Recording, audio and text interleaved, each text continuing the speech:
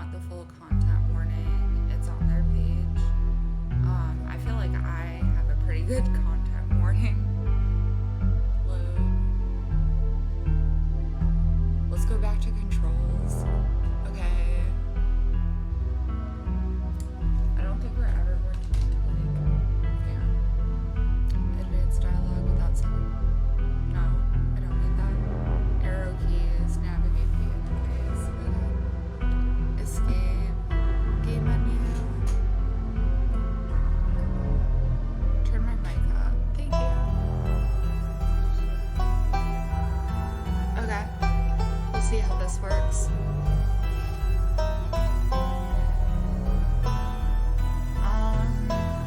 J opens dialogue history. Escape accesses gauge menu. I'm writing this down. What? Yeah, good. J opens dialogue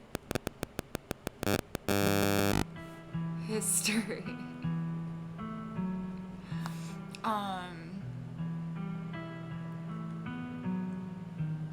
Escape game menu.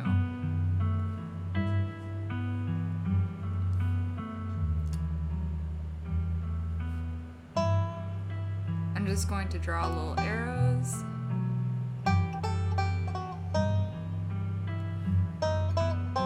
Navigate.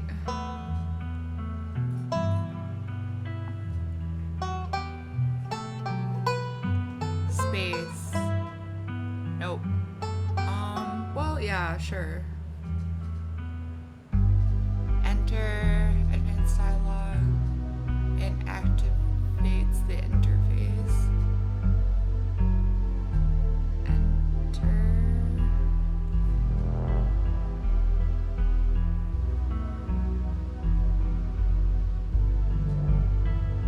Advanced dialogue.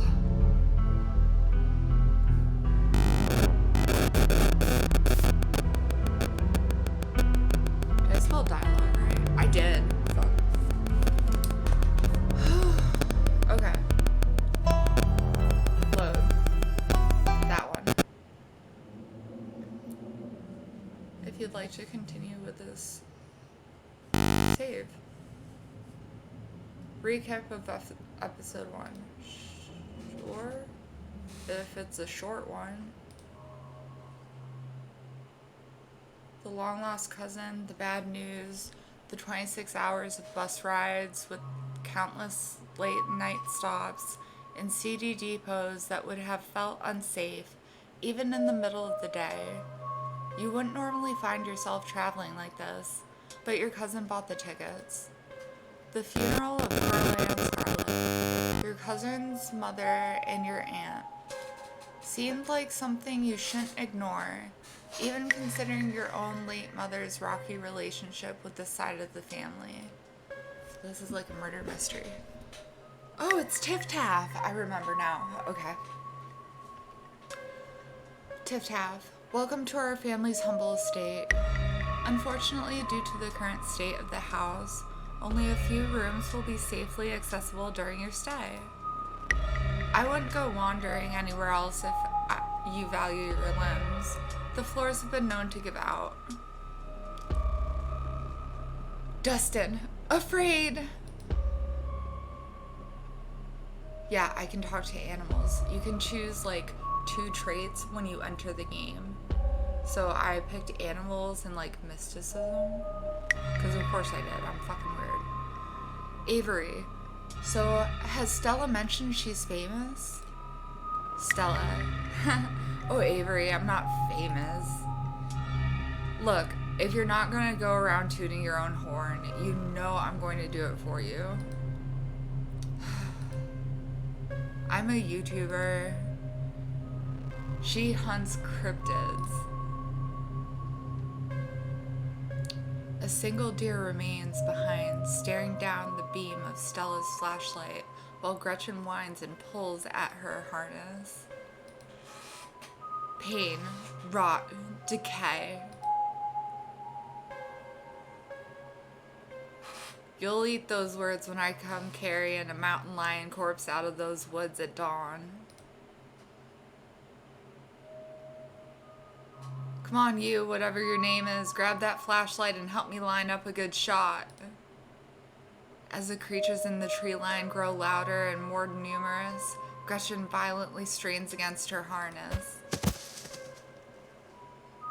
You dive forward and scoop Gretchen into your arms just before she manages to wriggle out of her harness. Your eyes fixate on the dark tree line over Duke's shoulder. God damn it!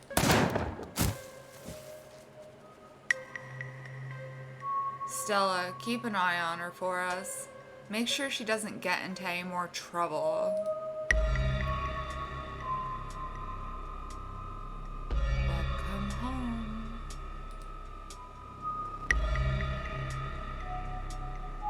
My grandmother called them ditchlings, and they are a terrible omen. A great sign of suffering and destruction to come. From the comfort of Stella's guest room, the events of the past evening seemed like something that happened to someone else. Though you can still clearly picture the terror you felt in those moments, for now you're safe and you're warm. Tuesday morning awaits. Well, if you're not giving me any other choice, let's wake up and open your eyes. The sun has risen. The birds are singing. You are still alive, and for now, you are safe. Your gaze wanders across the unfamiliar room to the window in the woods beyond, and you wonder if the monsters are lurking just beyond the trees, ready to pounce as soon as you leave the comfort of your new friend's family home.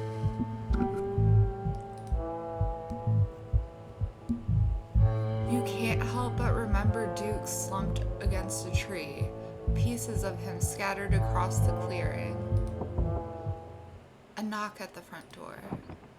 Your morbid thoughts are interrupted by a distinctly unhappy voice filtering through the house and past the closed door of your bedroom.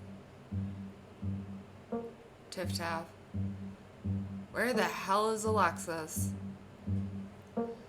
Oh, hey, Tabby. There's a fresh pot of coffee on the table if you want to come in. No, I'm just here to check in on my cousin. Let's make this quick. I have a lot on my plate today. You're barely decent. It might be mildly scandalous if people saw you like this. Hey, some people are trying to sleep in here. Saunter out half clothed. Finish getting dressed and calmly collect yourself. Quietly hide under the covers. Honestly, I'd go back to bed, but if I'm trying to maintain a relationship with this cousin of mine, I'd probably finish getting dressed and calmly collect myself. You calmly collect yourself while Tabitha fumes. Oh, I want to call her Tiff-taff so bad. Outside your door. Stella, are you sure you don't want to visit for a bit? You don't have to run around being the big boss this week of all weeks. You should let yourself... I'm fine, thanks. Alexis, I know you're here. Where the hell are you hiding? Let her stew for a bit. Lie. Alexis isn't here right now. Something I would totally do, but I'm trying to garner a relationship with her. Walk out and greet them. Now sufficiently prepared to greet other civilized humans, you open the door and join them in the living area. That's my girl. Gretchen excitedly looks at you and wiggles her tail. Hi, Gretchen. I simply must say what a joy it is to see that you are finally up. I do hope you're well rested and that you don't mind our most unfortunate guest. Morning. How'd you sleep? Tabitha just pointedly glares. What exactly did the two of you get up to last night? We went to the woods to film a video. No, not that part. The cops called this morning and told me all about that. They did? What'd they say? Did they find Duke? They didn't find a body if that's what you're asking, but apparently he never went home last night. And they had quite a few questions about you, Alexis. Ugh, don't worry, I told them you were an upstanding citizen. You should remember that kindness the next time you think about blowing me off to spend the night with a stranger. Hey, don't be so hard on Alexis. I asked her to crash here. And look, I don't care what the cops think, Tabby. There's something horrible out in those woods, and I don't think anyone in this room wanted Alexis walking up that mountain alone last night. Stella, would you mind giving me a moment alone with my cousin? And while you're at it, please stop calling me Tabby. We're not in high school anymore. Yeah, alright. You're not going to let her treat my dearest Stella like that, are you, Alexis?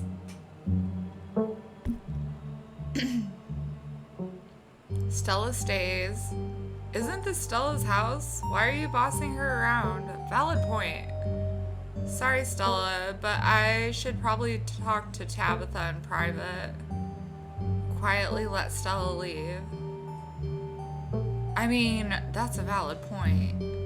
And to be perfectly honest, I am trying to get into this woman's pants.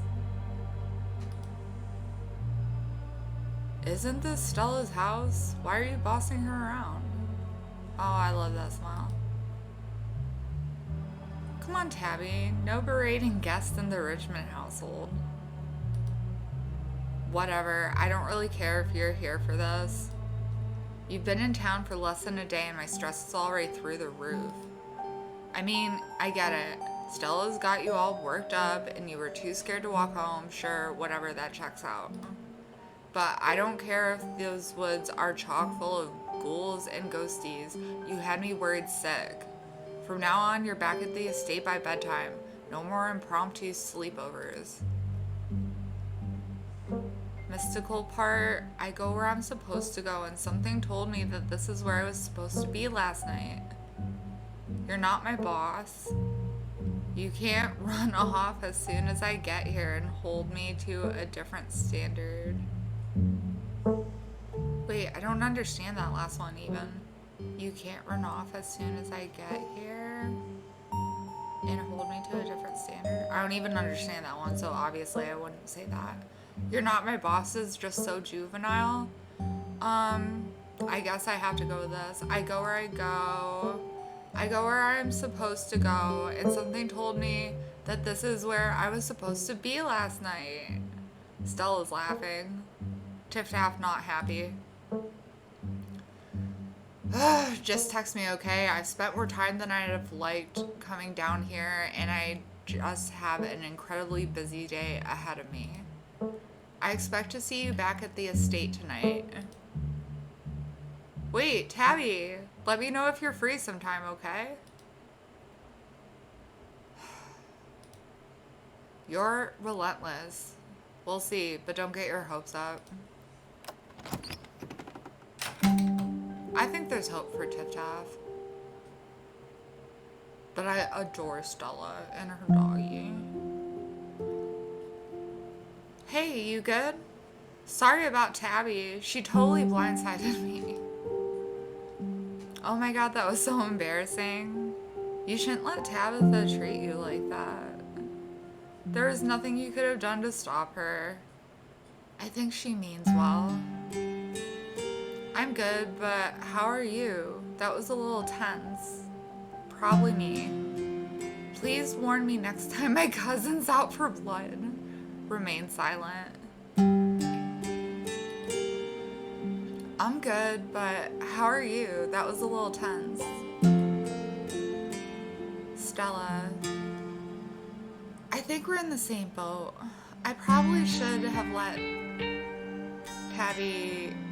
I probably should have known Tabby would have been stressed about you spending the night here, but I haven't seen her in a while. I didn't think she'd actually come all the way down here. It sucks that this was probably the longest interaction I've had with her since high school. Anyways, sorry for that rude awakening. I'd been up for a little while, but was hoping to let you get a little extra sleep. But you're up now, and we've got a full day ahead of us if we're going to get to the bottom of this. Oh, I love Gretchen's little princess flop rug. A full day ahead of us? That sounds like it's walking time to me. Explorer, how are you so chipper? I like when people get excited. And I like when they feel like they're comfortable enough to present that excitement. I want to ask the other miners about Wayne. Oh, creepy Wayne. I like creepy people though. Like, yo. We might be asking miners about Wayne. Alright, boss, what's the game plan? Do we have to look into that stuff? Such a fuddy-duddy answer. What if we just skip town and ride things out? Remain silent. None of those last bits. Alright, boss, what's the game plan? Is a little bit passive. How are you so chipper is such a ew answer.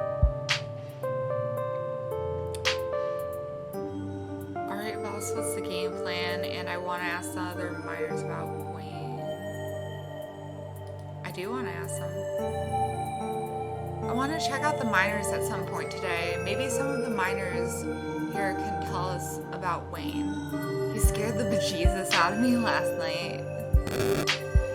I love her house. Definitely. Kanika's waiting for us at the library, so we should head over there first. But unless we can find something solid on ditchlings there, the mines seem to be the strongest lead we've got. Oh, let me set up a group chat. What's your number? You and Stella exchanged numbers. A text message from Stella to you and Kanika. It reads group chat. Anyways, daylight's burning, so let's roll out as soon as you finish getting dressed. I thought it was just... Oh. I'll explore. Can I eat first? Let's eat together. Don't worry about it. I packed all sorts of snacks for the day, and Oscar totally won't mind if we eat at the library. She does pack good snacks.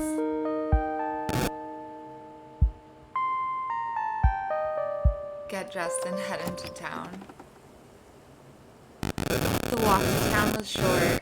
Stella's house is barely a stone's throw from what remains of Scarlet Hollow's once bustling main street.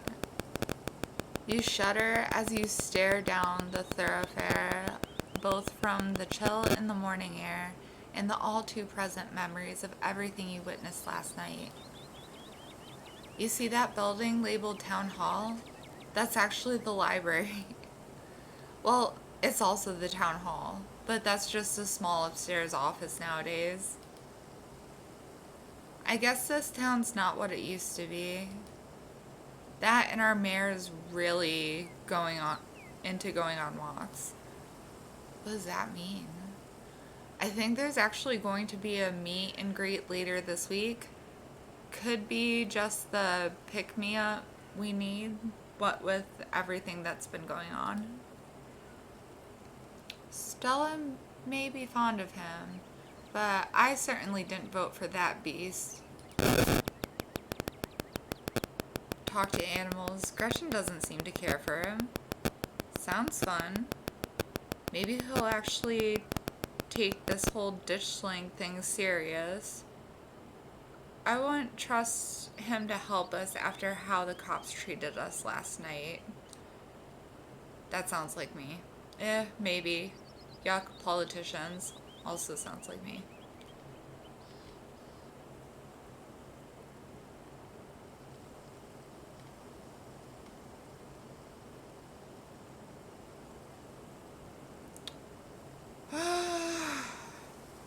Please don't betray me.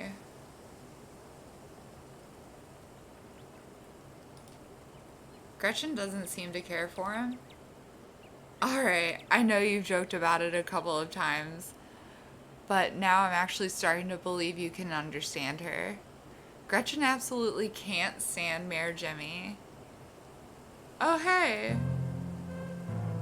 Morning, Stella, and same to you, Alexis. Speak of the devil, we were just talking about you. Coming from Stella's, huh? Did y'all have a slumber party?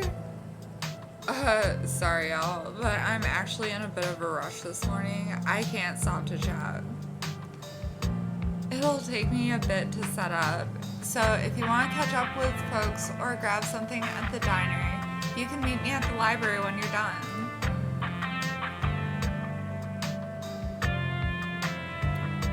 Oh sure, see you in a bit, Stella. Guess sure that you'll catch up with Avery and Sybil. Nah, getting an early start seems important. Silently follow Stella.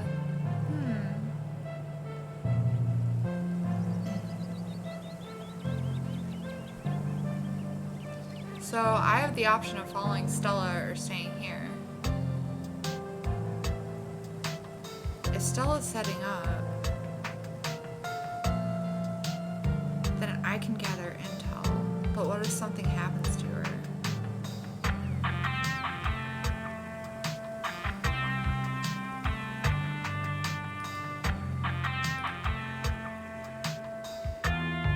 Cool, see you soon. Whoa, she always has time to chat. Is she feeling okay? Oh, Stella and Alexis just got up to a bit of trouble last night, that's all. You can't just drop something like that and leave me hanging. What happened, Alexis? Tell Avery the whole truth. Lie. Duke got hurt.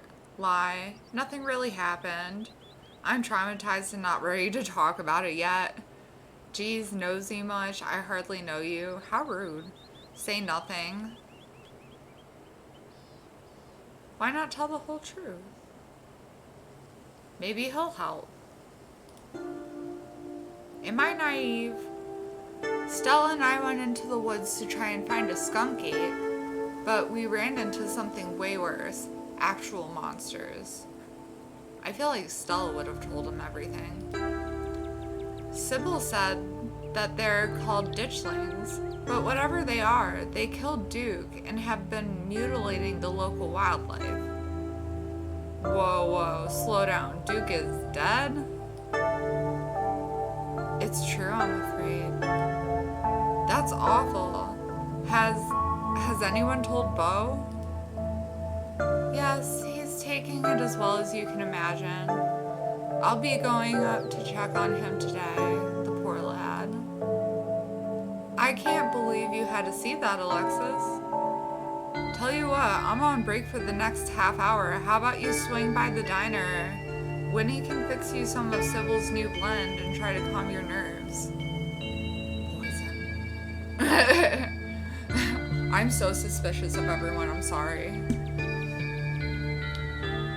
It's Chonga Lemon Balm. It's always helped me on bad days. And if you need to talk about what happened, I'm all ears.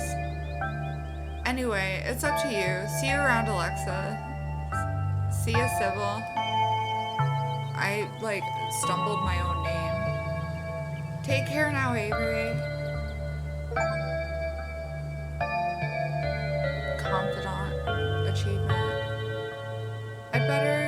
back to it myself. I'm glad I was able to catch you this morning, if only to see how you were holding up.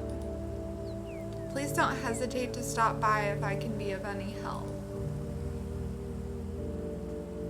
We both know there's something horribly wrong about this place. How are you so calm? Thanks, Sybil. Wait, do you know anything else about the ditchlings? Why doesn't anyone in this town seem to know or care that a man died? Why doesn't anyone in this town seem to know or care that the woods are full of monsters? What is wrong with people here? Quietly let her leave. We both know that there's something horribly wrong about this place. How are you so calm? Don't mistake my calm demeanor for complacency.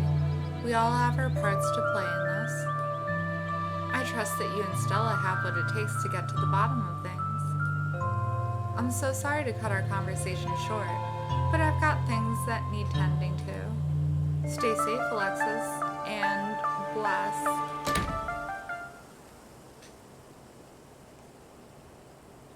There are some things I just will not say on this channel.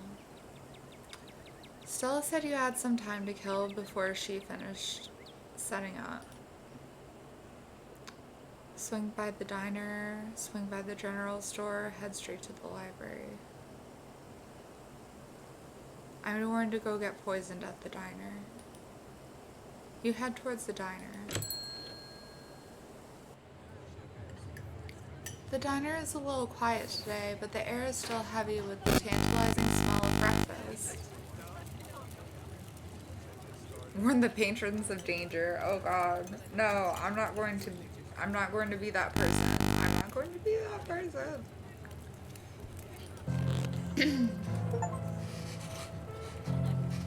Coffee date achievement. You slide into the booth across from Avery. I'm just doing what Stella would do. Stella would talk to Avery. My goodness. Hey there, stranger. Before you can exchange words, Winnie slides up a fresh mug of tea in her hand. How do you pronounce that word? Sidles? Sidles? What a weird word. Heard you might need this. The answer to 29 down is oink, by the way. What? But the clue is pen sound. How is that a sound a pen makes? A pig pen. Bruh.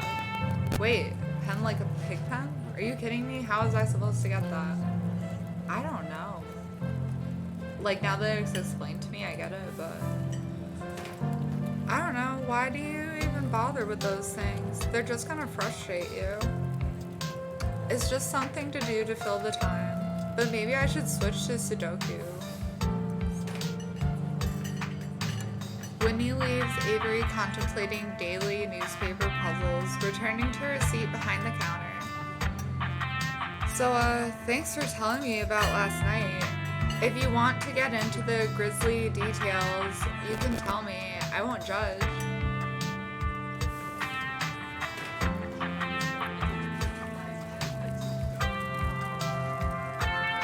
Try your tea.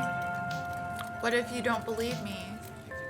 Tell Avery about last night.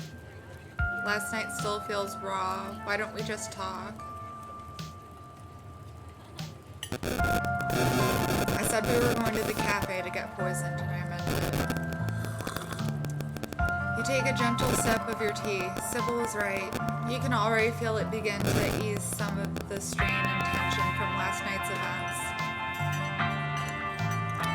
Whoa, not a lot of folks take to chaga so quickly. Oh, that's what it is.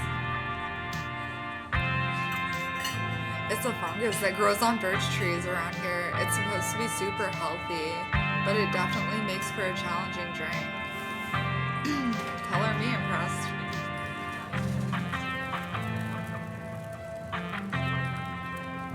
I could tell you about last night, but what if you don't believe me? I'm not here to judge, I'm here to listen.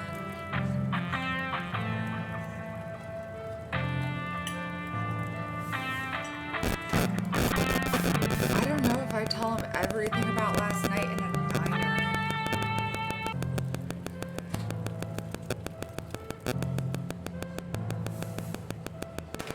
Last night still feels raw. Why don't we just talk, probably? But what if he could help?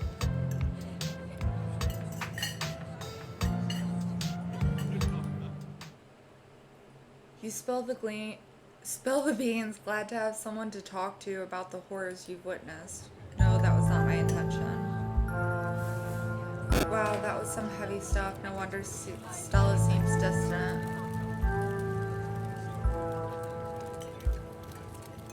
Monsters in the woods.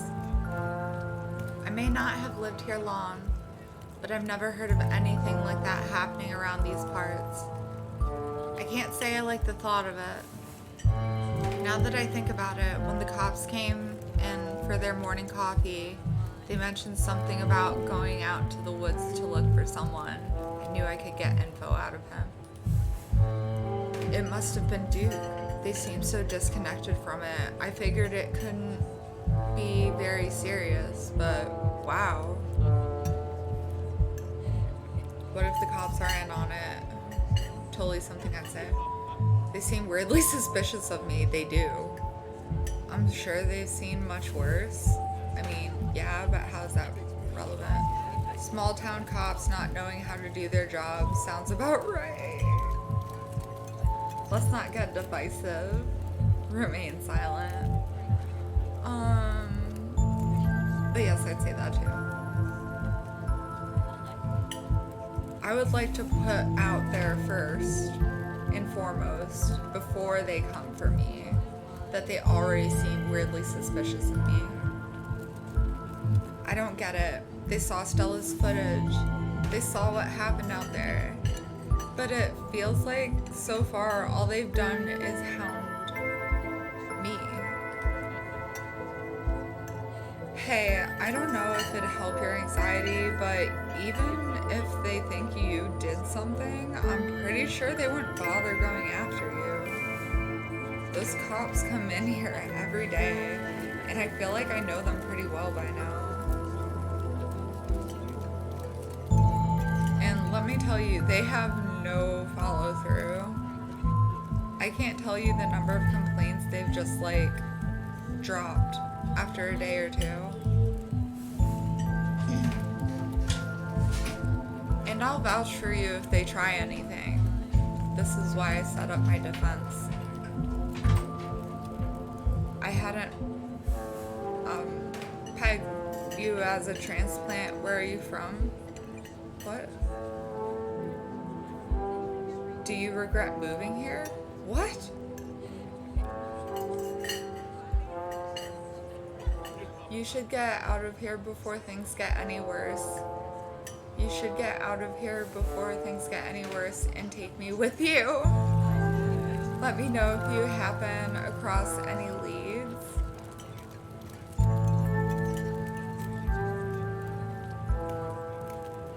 I didn't know he moved there, but apparently he moved there. Do you regret? Oh, she's looking at me now. Okay, that was a bad thing to say. Do you regret moving here?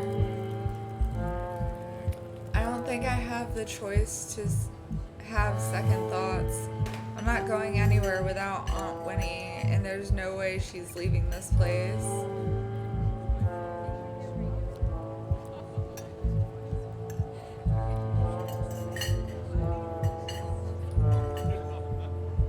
We're on the case, but I hardly know where to start. Let me know if you hear anything. That was so creepy how her eyes just darted to me. Definitely. Oh man, it looks like my shift is starting. I'm sorry, Aunt Winnie. Jesus. Hopefully the Chagas had a chance to start working its magic. The diner is where everyone comes to gossip, so I hear a lot about what goes on here. I'll let you know if anyone mentions those monsters or anything else strange or unusual. Avery slips out of the booth, giving a friendly half wave before disappearing into the back. You leave the diner ready to continue your day. Okay, well, Aunt Wendy knows exactly what the fuck I'm up to. Oh, I don't feel comfy with her. You leave the diner ready to continue your day. Sure, swing by the general store.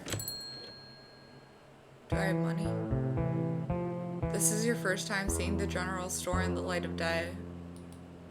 A young man sits at the table by the register, too preoccupied with his phone to care that you stepped in. You should leave the town. There are monsters in these woods.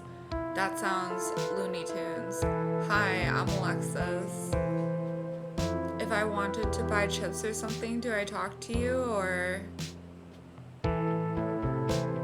what you doing on your phone? See ya. You're done here.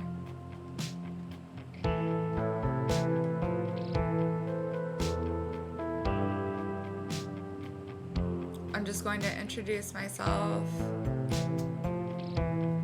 I just got to town yesterday. Yeah, I know, Mom told me. What's your name? What's your name? Miles.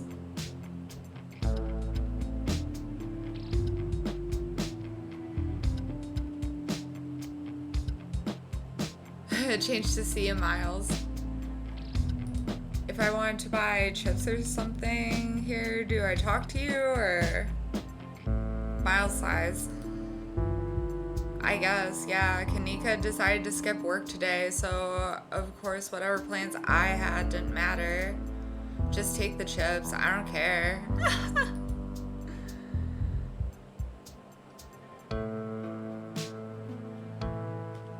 I'm paying for my chips. Wouldn't that be stealing? Won't Kanika get mad? I'm good. I'm not about to turn down free stuff. Takes chips. Won't Kanika get mad? Well, she shouldn't have left me in charge while she's off doing whatever. If Kanika cares about running this place right, she can hire someone else and let me live my life. She inherited the store, and I don't want to keep getting suckered into working here just because I'm her brother. We make most of our money on bulk orders anyway. A bag of chips doesn't make a difference.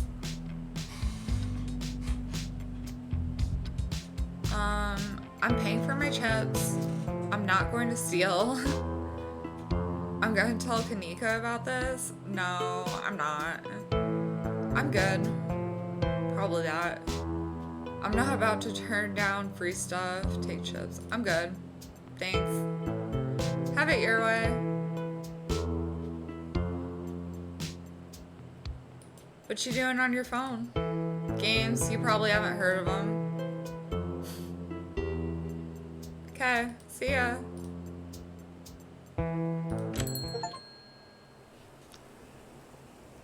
Visit the general store without stealing anything. That's an achievement. Head to the library. You enter the former town hall. What once must have been a stately foyer has since been converted into rows of shelves. Meeting rooms and offices long ago gave way to assorted reference collections and reading areas. Oh hey, you made it.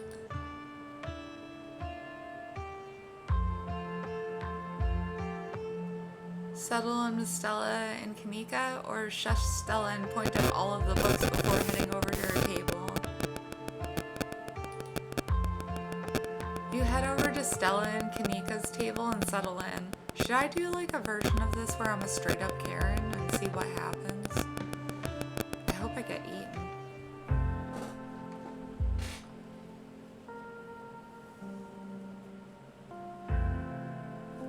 Glad you found the place.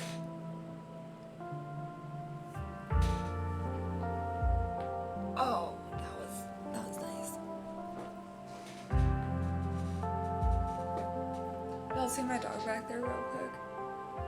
She's like under a comforter with a pillow under her head and a pillow on top of her head, because that's how she rolls.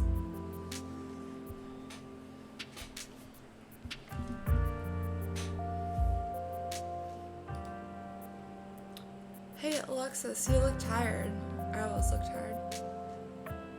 My goodness, whatever happened to common decency? You can't go around telling someone they look unwell. You look marvelous, Alexis. Snitch on Mile. Why is that the first one? It was hard to fall asleep last night, all things considered. That's fair. I'll sleep in my bed. Actually used to say that. So cringe. I'm pretty amped up, actually. I've never done a Scooby-Doo before. Oh, that's cute. Kanika, you can't just tell someone they look tired. I would probably say that. I like the Scooby-Doo one.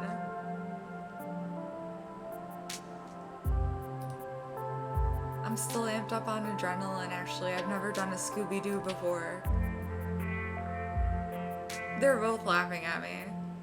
Some creepy old guy with a real estate scheme and a bad costume is at least a little more believable than monsters with curses. Wouldn't that be a relief? And if Alexis's antics are anything to go by, we've already got our talking dog. Hey, you already have a talking dog.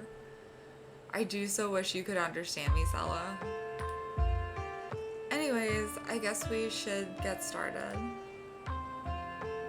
Hey there, strangers. And literal stranger.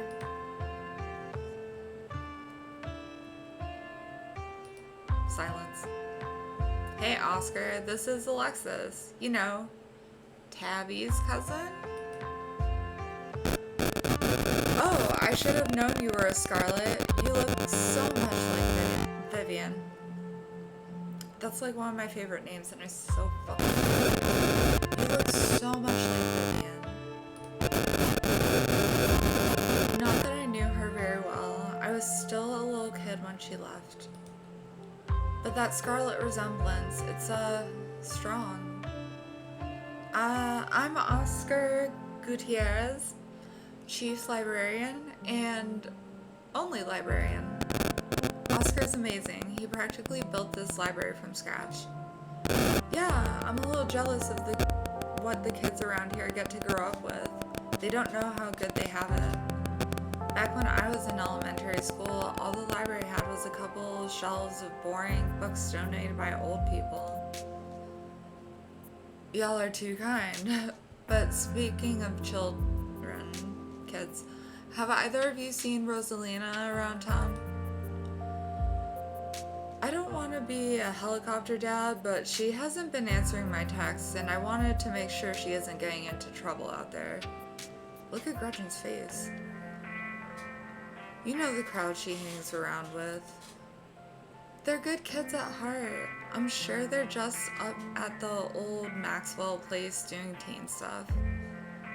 I went up there plenty of times in my day, but I'll be sure to keep my eyes peeled. What's the old Maxwell place?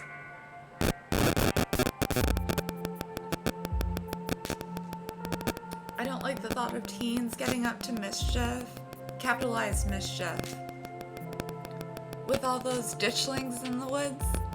That would make you sound bonkers. I'm sure she's fine. Say nothing. What is the old Maxwell place? I'm curious.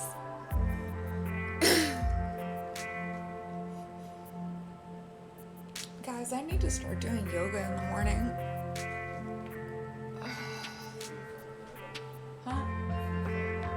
Yeah. It's this great old abandoned spot. We used to hang out there when we were teens. I can't believe I used to be so reckless. The floors there were like Swiss cheese. Put a like in the comments if you had this childhood. I should really have a talk with Rosalina when she gets home. I don't like the thoughts of teens getting up to mischief, capital M mischief, with those ditchlings in the woods. I'm not gonna say that, they're gonna put me on a 72-hour hold. I'm sure she's fine, but I feel like they'll implicate me later. I'm sure she's fine. You might not want to let her run off like that anymore, though. It's not as safe as it actually usually is around here. Is that so? Kanika's right. There's some weird stuff going on out in the woods. That's actually why we came in today. Have you ever heard of creatures called ditchlings? They're a type of cryptid that shows up around places on the brink of disaster. They kind of look like if the Pillsbury Doughboy was a creepypasta. I love how relatable this game is. And everyone's like body proportions are like normal. Kanika's mom told us about them last night after seeing some footage we got in the woods.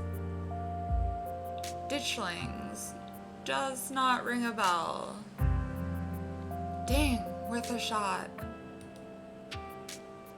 Okay, if you were, say, trying to predict a horrible disaster that might befall our town, where would you start looking?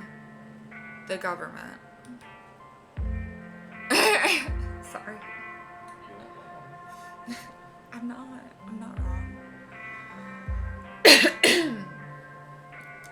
Well, they say history repeats itself, so I'd probably try and figure out what sort of disasters this region typically falls prey to. Or should I be worried about something? I don't know yet. I'll be right back. Gonna go nab some more books. Behave while I'm gone, Gretchen. Oh, you don't have to worry about her, Stella. You're such a good dog, aren't you, Gretchen? Here, have a biscuit, old gal.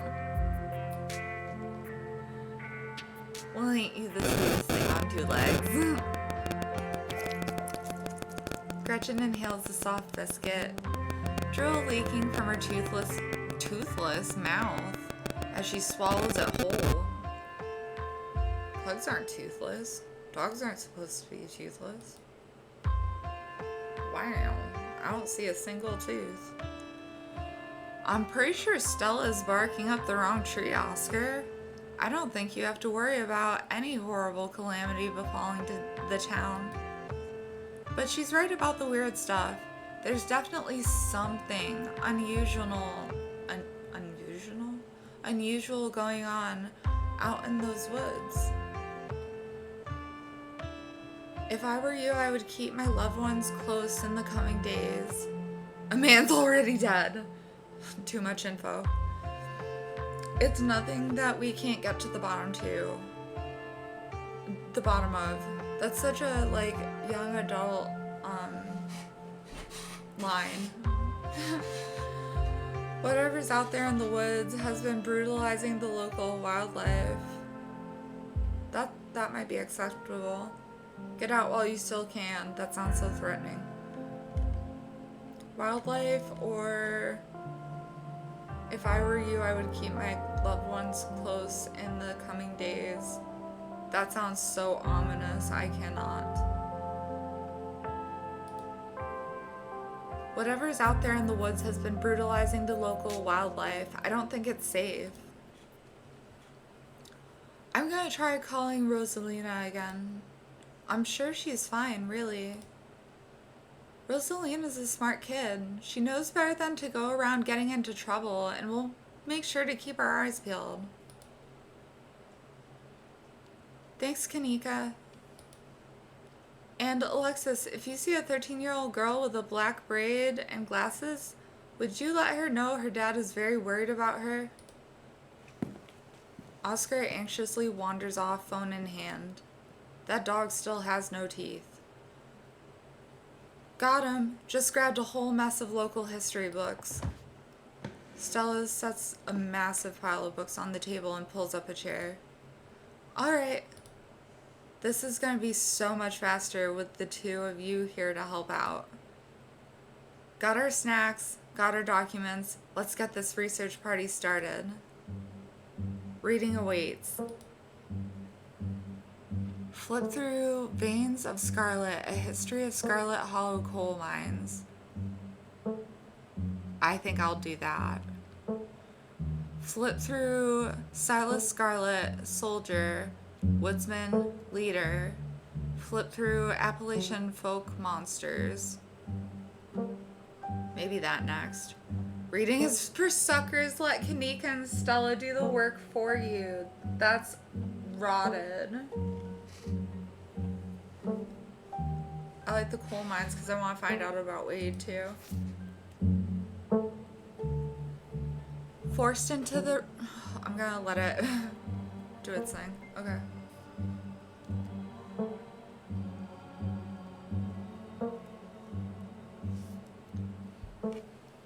Forced into retirement at age 50 due to a war injury from his time in the Indian Wars, exasperated by his short stint serving as a captain in the Confederacy, Silas Scarlet also lost his two eldest sons to that bloodiest of wars, leaving his third eldest son, Andrew Jackson Scarlet, to take charge of the mine.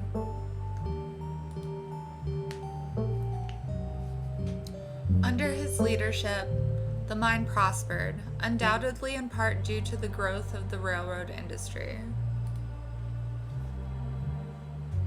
Managed to evade the coal union for decades, making them one of the most profitable mines in the country.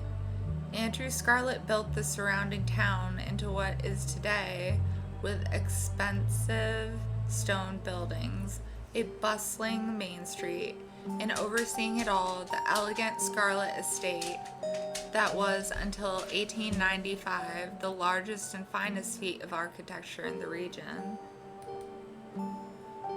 Culminating in the tragic collapse of 1918, it was found that Charles Shaw, the co-manager of the mine, had loosened security measures to increase production during World War I, resulting in a fatal collapse and the death of over 160 men and boys, some as young as 10.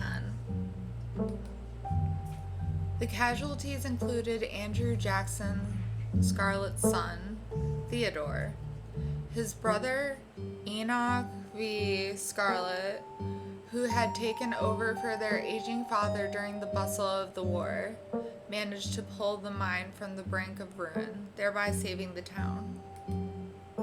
So this is how your family made its fortune.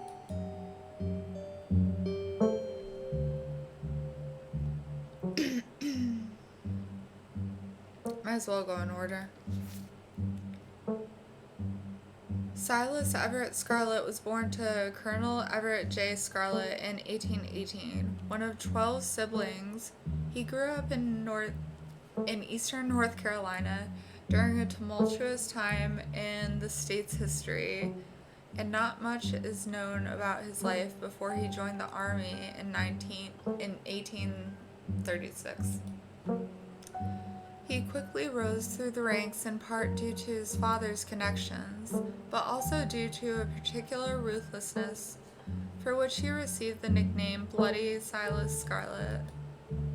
The federal government granted the now Captain Silas a tract of bounty land in exchange for his service in the Indian War, and he settled into the hills of North Carolina in 1841. That land would become Scarlet Hollow. But it started as a simple log cabin, built by Silas's own two hands, occupied by his family of 10. Silas, his wife, Mary Joseph Scarlet, and their 8 children.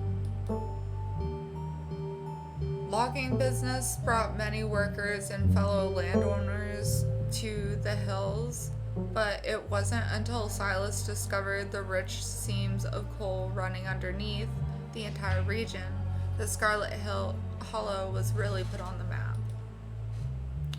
He saved what he could and bought the surrounding hillside at a great discount, cleverly hiding what he knew about the land's true value. Thus, he had all the resources to found Scarlet Hollow's now famous coal mine. You're finished with this one. A few entries catch your eye. Tommy knockers? Okay, well, Wampus cats. Often, English. Often linked to Cherokee legends, some cite the Wampus cat as originating with the story of a woman who sought vengeance against a monstrous cat demon for driving her husband mad. I love the imagery.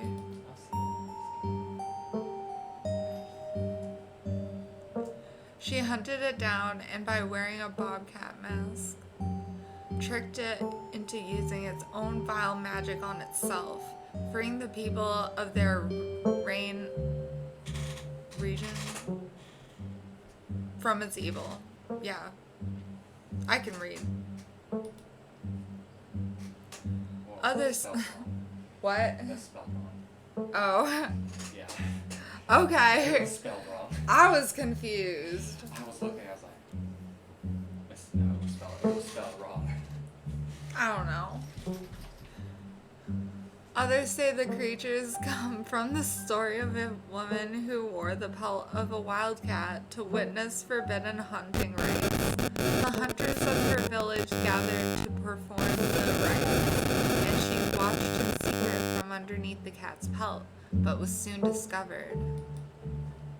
For her indiscretion, she was fused with the pelt and transformed into a creature that was neither human nor cat, forced to wander the wilderness alone, feared by all. Her calls are those of great sadness and serve as a warning to anyone who dares go against tradition. Tommy knockers. Did they? You hear that, Steven? Mr. King? Tommy knockers originated in Cornish mythology, spreading to the United States when Cornish immigrants began working in Appalachian Mountains. They're named for the knocking that can be heard from seemingly within the walls before a cave-in. According to some, the knocking serves as a benevolent warning. Others believe that the creatures take stolen hammers to the supports of mines and collapse them on whoever is unfortunate enough to be still inside. They are traditionally thought to be impish, leprechaun-like beings, but some claim they are the spirits of dead miners, forever cursed to haunt their final resting place.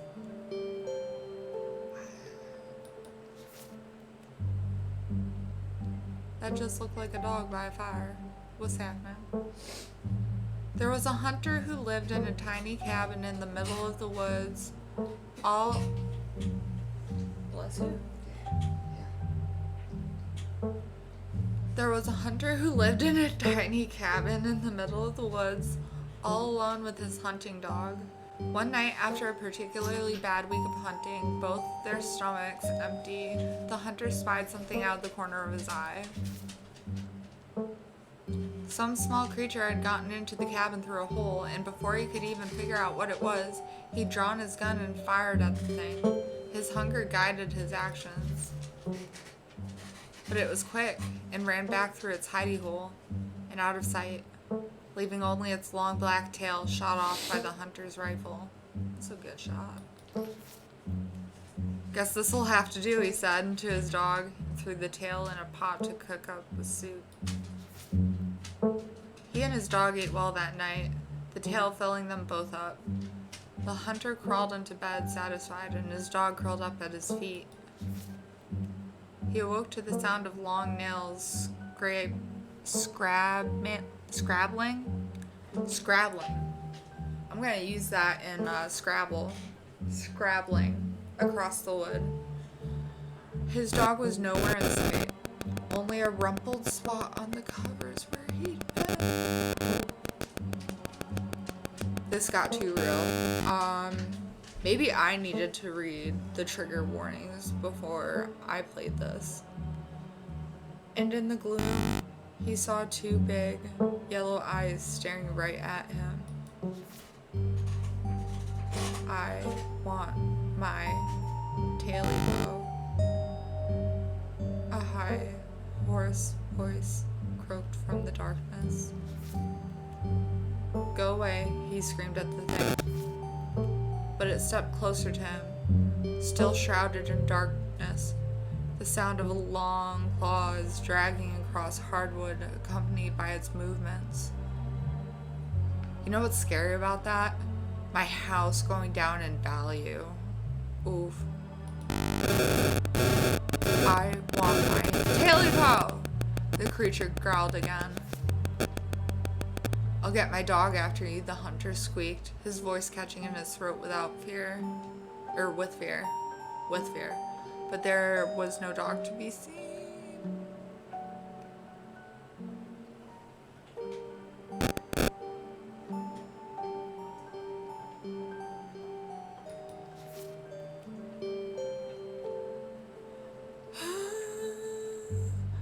Okay. "I want my tailipo." Before the hunter could so much as scream, the creature leapt from the darkness, long claws stretched out towards the hunter. No one is sure what the creature did to him that night, but the next morning all that remained of the hunter, his dog, and his cabin was a chimney standing alone in the woods. You know that whole saying, the captain goes down with the ship, the owner goes down with the dog. You close the book and put it back. I think I'm all done. Let's check in.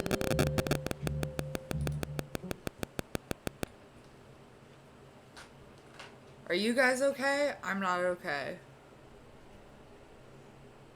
No one told me the dog dies. Like, I haven't seen the John Wick movies. And I love Keanu Reeves.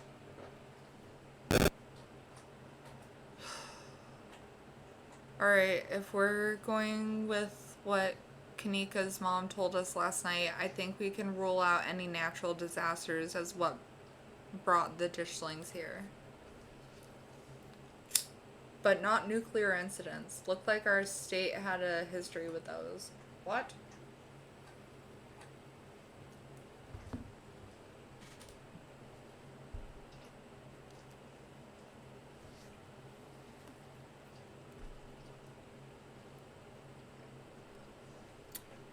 ¿Qué pasa con tu mingo? Tú miras en otro. Ay, Dios mío, un gato.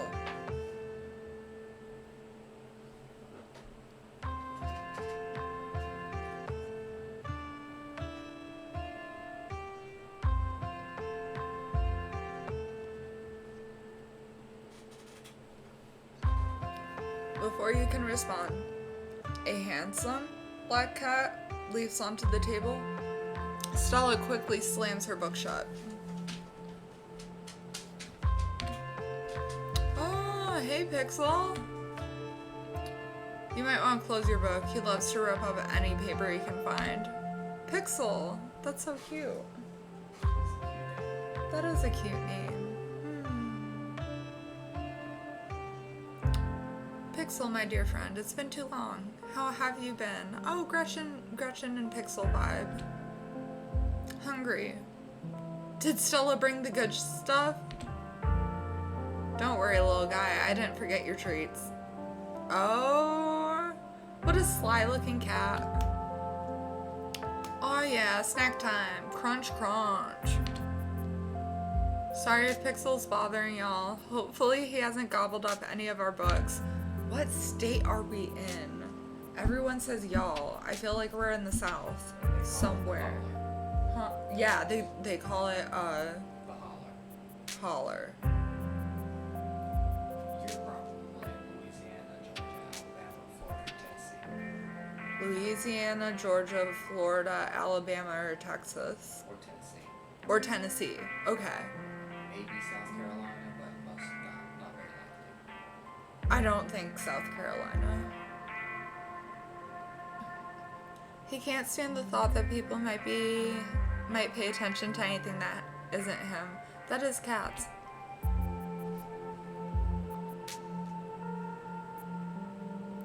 Hey Pixel, what do you think about the monsters we saw in the woods?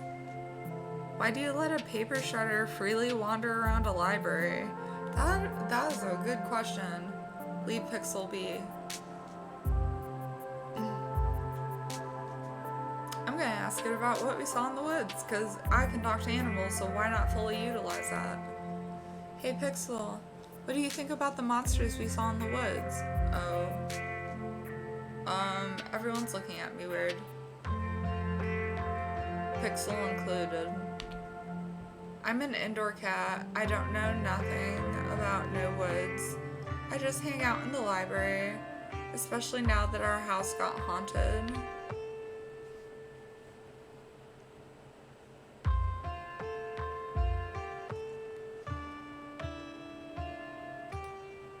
Pixel says your house is haunted. What's up with that?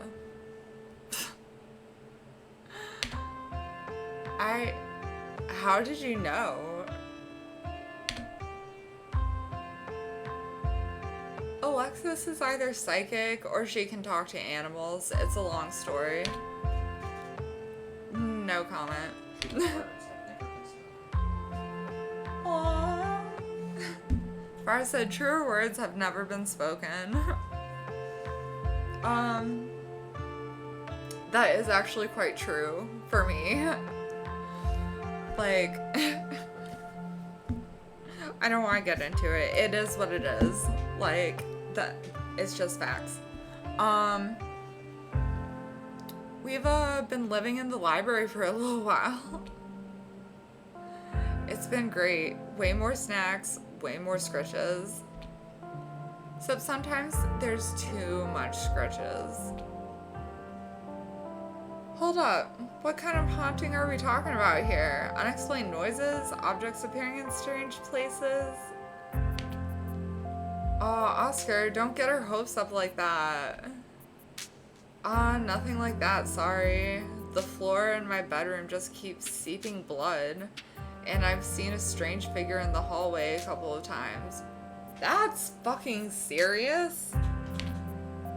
Wait, you've seen a full body apparition? Can I see it? Yo, this is the girl of my dreams. It is. I am from day one.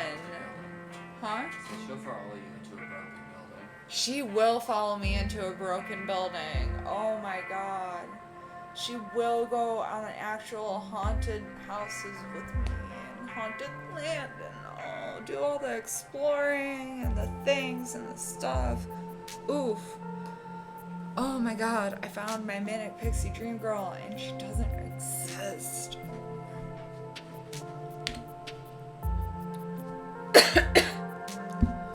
Stella, it's probably just a dirty pipe or something. But what if it is a ghost?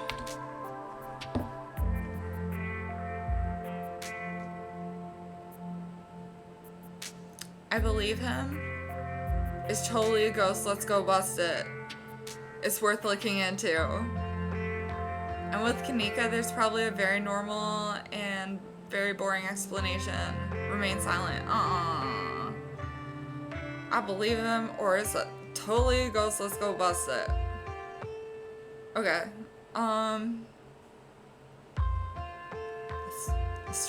Let's try and not be too aggressive with this. I believe him. And I can practically feel the haunting as we speak. Okay, that was overkill. Well, we do live in the annex behind the building. Y'all are more than welcome to check it out. Maybe tomorrow night. Yes, we'll be there. Another sleepover. Another sleepover.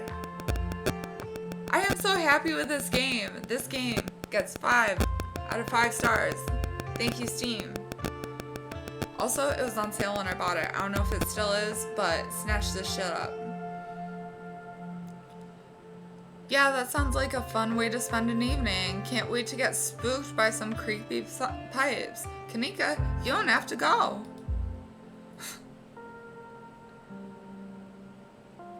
Leave Pixel be. The cat curls up on the table fast asleep. Apparently, I don't make very good friends with cats in this game. Like, in real life, I kind of do. Don't I? Do I? I make friends with dogs much quicker.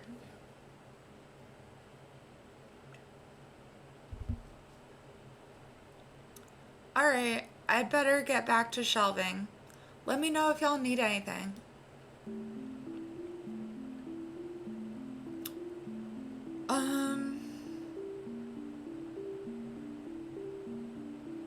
What the fuck? Any luck with Rosalina? Stella, what was that thing you were saying about nuclear ingredients? Whisper, do you think there's a cult here? Talk about Veins of Scarlet, talk about Silas Scarlet, talk about Appalachian folk monsters. Do you think Wayne factors into any of this? Why don't we just help look for Rosalina?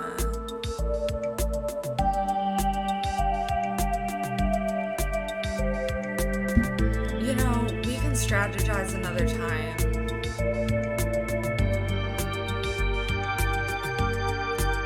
I think Rosalina needs to be a main priority, to be honest.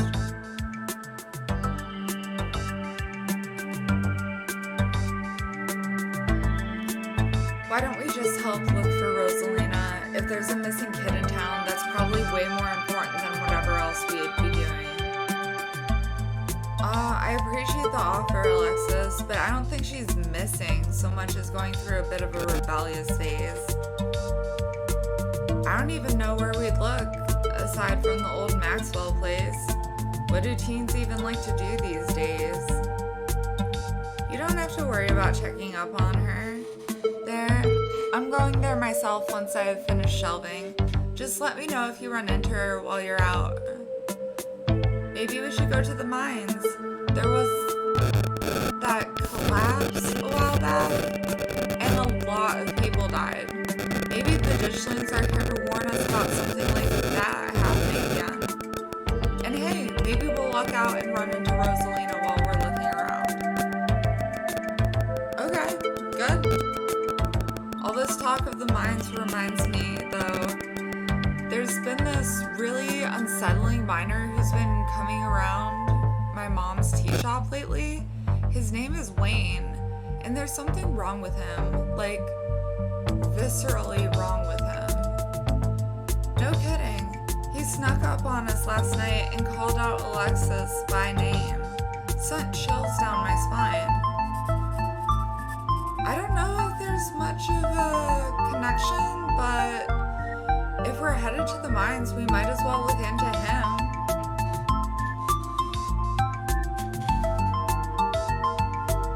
We were always going to wind up in the mines. For the record, this wasn't my idea. Do we have to? This seems like a lot of work.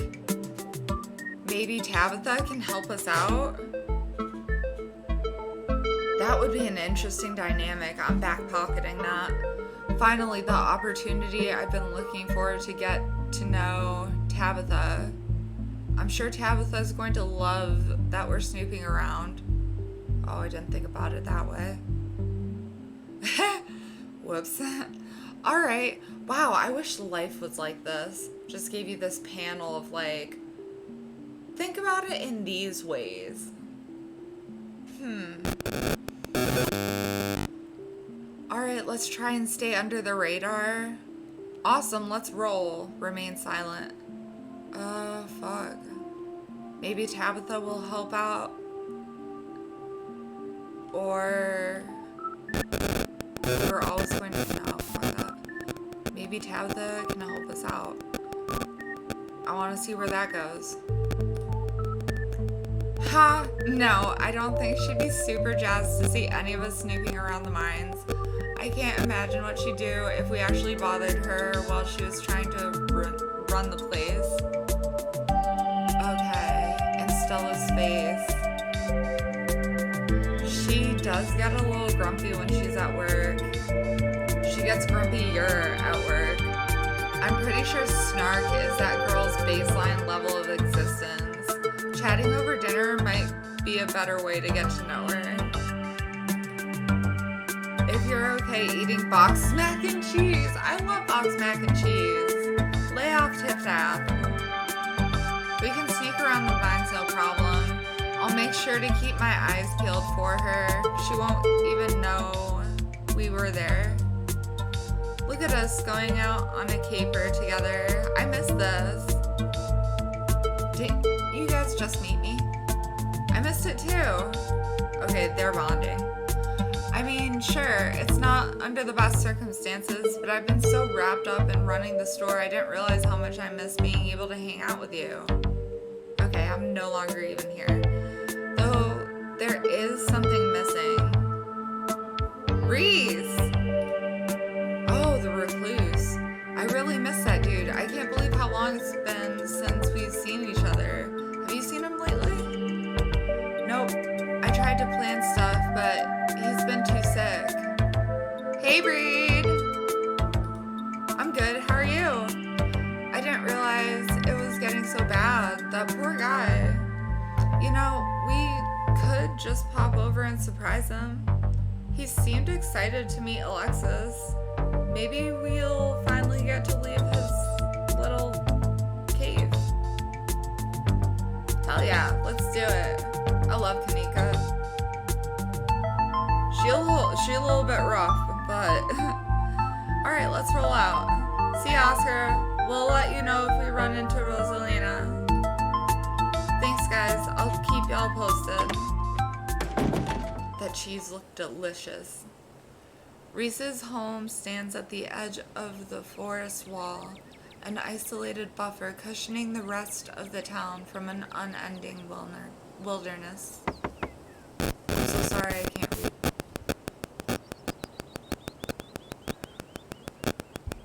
Reese, it's Stella. I brought some buddies too.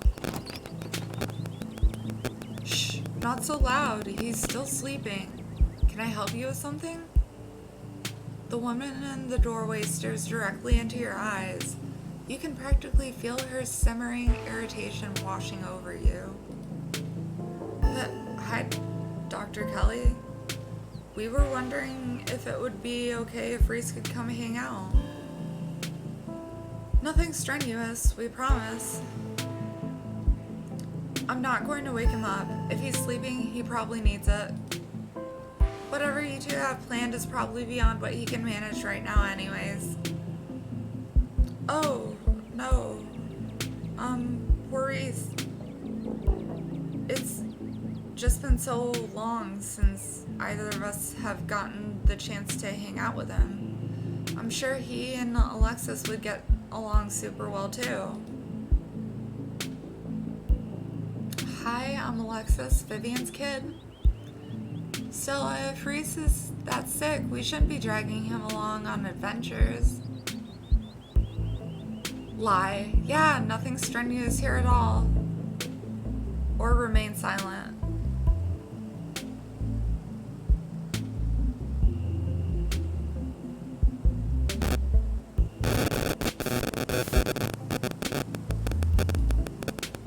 Hi, I'm Alexis, Vivian's kid.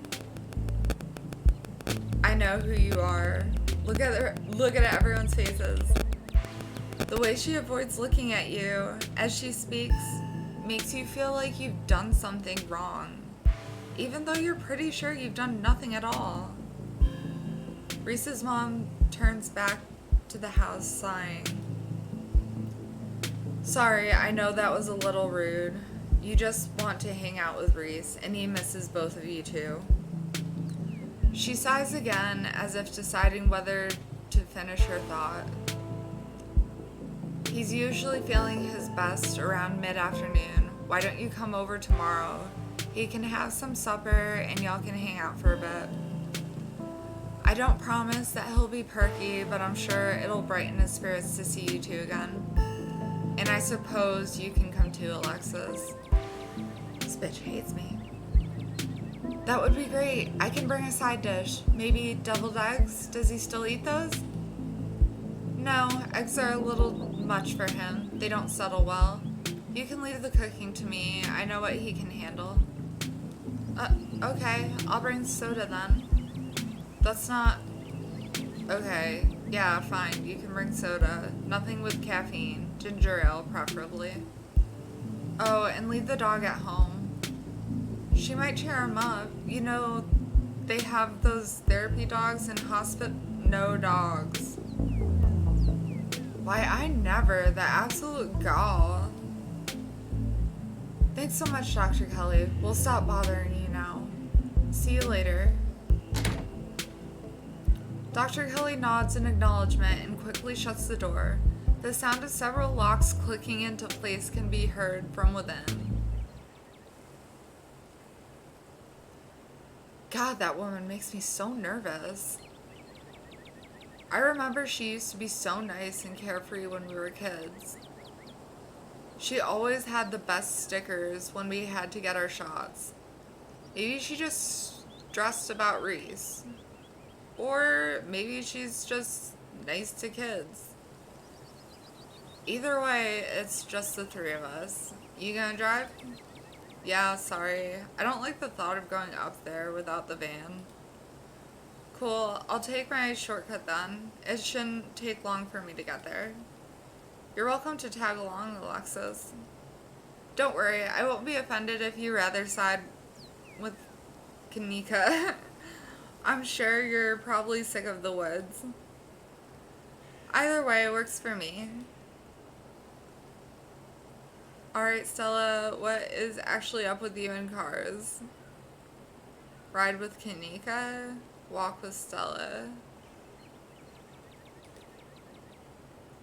I just want to know. The mines have got to be a ways off, right? Don't worry about it, Alexis. There's a lot of junk in the back of my van. It gets a little tight with more than 2 people.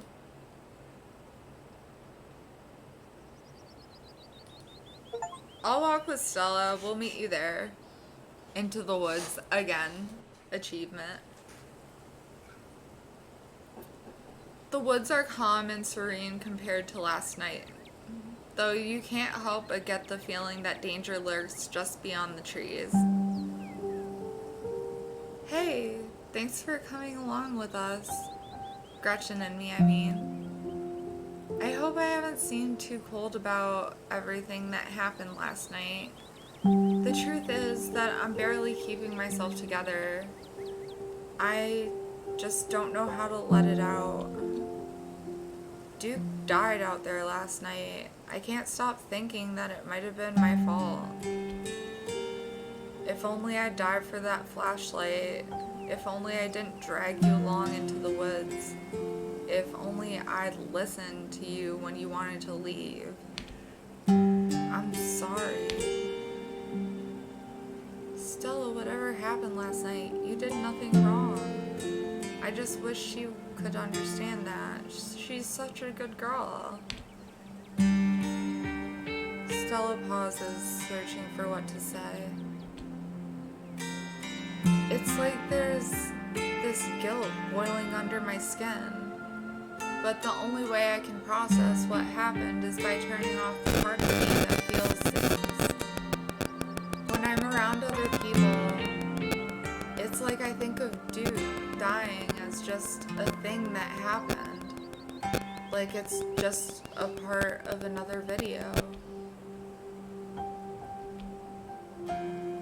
Because if I actually admit to other people that I feel something, then I'd have to admit to myself that what happened is my fault.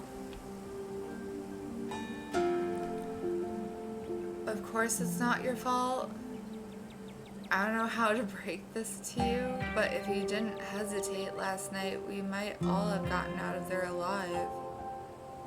You were so cool and collected this morning. What happened? What happened happened, but we can move forward together. Toughen up. I can't have you falling apart on me this week.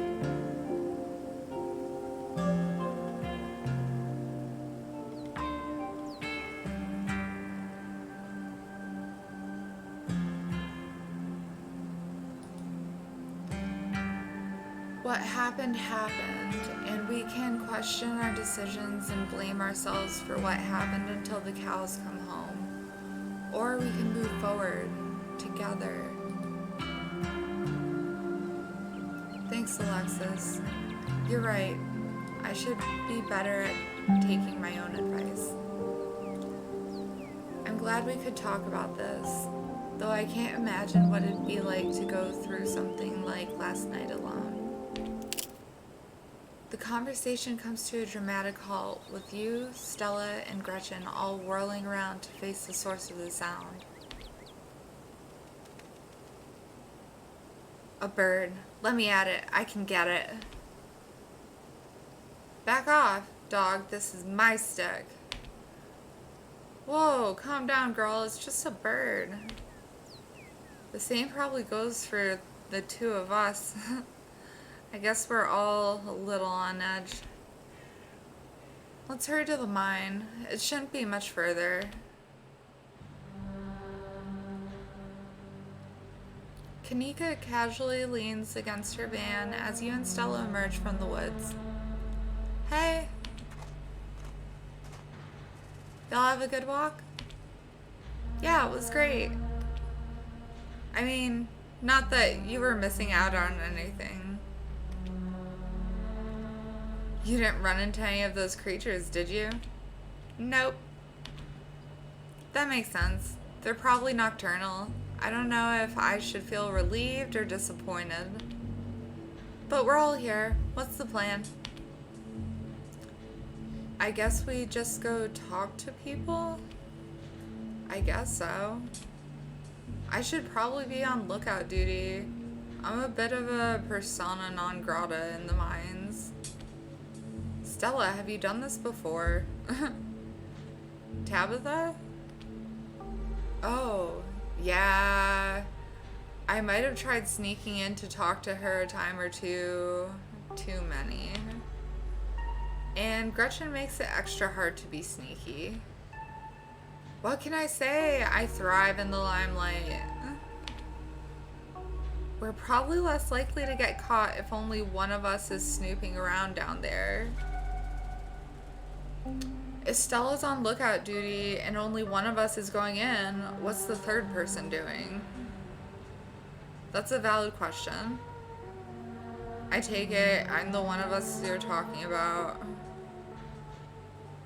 I've got this. I'm not interested in sneaking around. I'm going to go find my cousin. Talking to people scares me. You should do it, Kanika. I'm genuinely curious about the third position. If Stella's on lookout duty and only one of us is going in, what's the third person doing?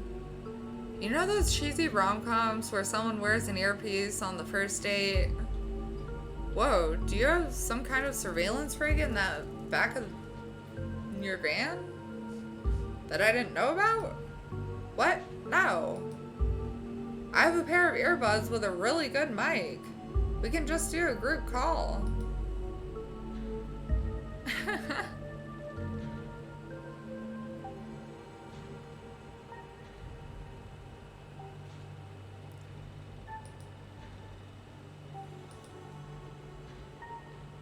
Tabitha and I aren't exactly friends, and pretty much all of the miners shop at the general store.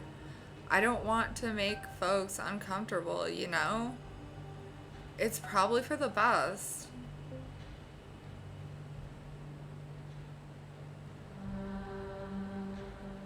You're good, Kanika. I got this. You'll do great. Here's those earbuds I mentioned earlier.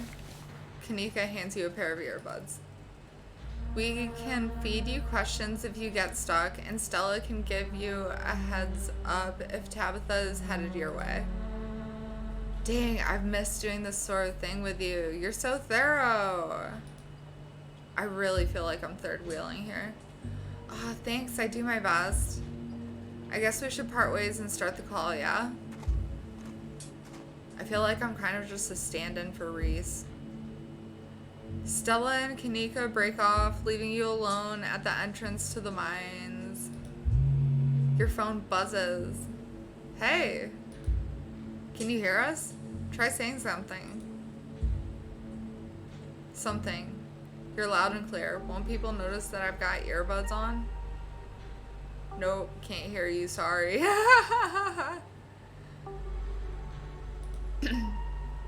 Won't people notice that I've got earbuds on? People these days have all kinds of things in their ears. It's called multitasking. You'll be fine.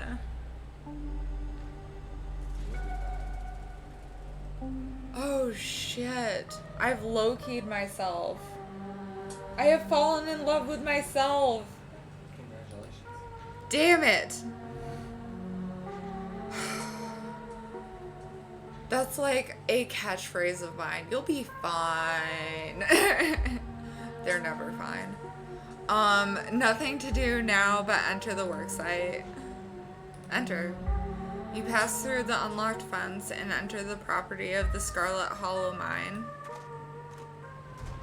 Whee!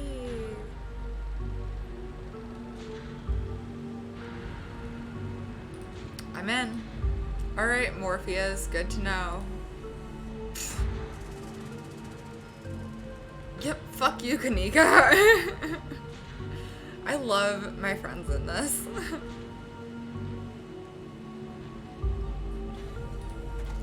Approach the nearest group of miners. A blonde woman, a broad-shouldered man, and an old-timer. Oh, he do look rough. Their uniforms identify them as Harrison, Davis, and Sachs. You got a reason to be bothering us? Hey, I'm Tabitha's cousin. Ooh, I don't know about that. Seen anything weird lately? You know anything about a guy named Wayne? So, what do you think about Tabitha? Y'all should get out of town. So, I met this guy on the bus. Never mind, bye.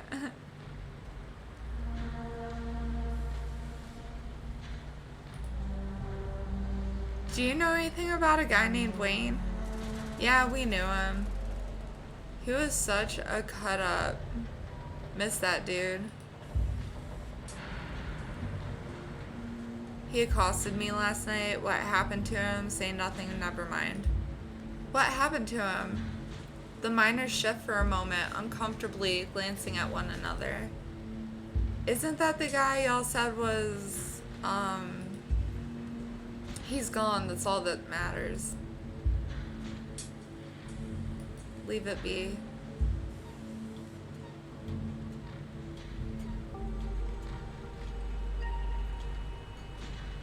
So, what do you think of Tabitha? The miners stare at you, distrust in their eyes. Harrison chews her sandwich slowly.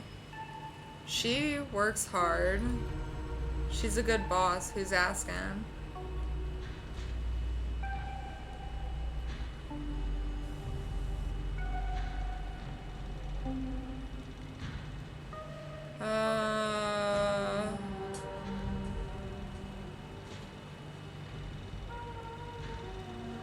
They seem really loyal to her. I'm her cousin. I'm here for the funeral. Yeah, we know. You popped into the diner and just stared at everyone there. That townie you were there with made sure we knew who you were. What's that supposed to mean? I was just introducing you. It's polite. Damn it, Stella, get out of my ear. How can we help? Okay, I've gained their trust. I've gained their trust.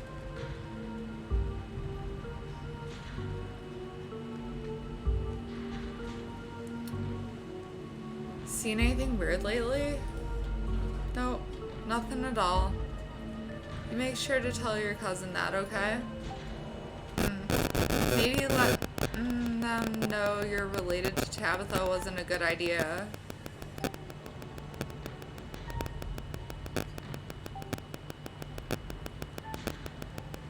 So I met this guy on the bus, wore a beanie and a shirt that said, I want to, yeah. He said he had some friends working on the mines up here. Kanika, does this have anything to do with what's going on in town? A lot of people wear beanies. He also talked about how he used to push joggers into the Baltimore Arbor. Does that ring any bells? Look, I figured I'd just ask. The guy made a memorable impression.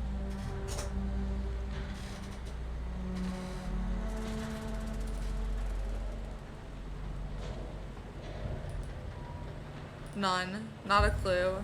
Yeah, I think I'd remember someone like that. Actually, that's all. Thanks. Bye. You walk away from the miners. Okay. It was bad, then it was good, then it was bad again, then it was really bad.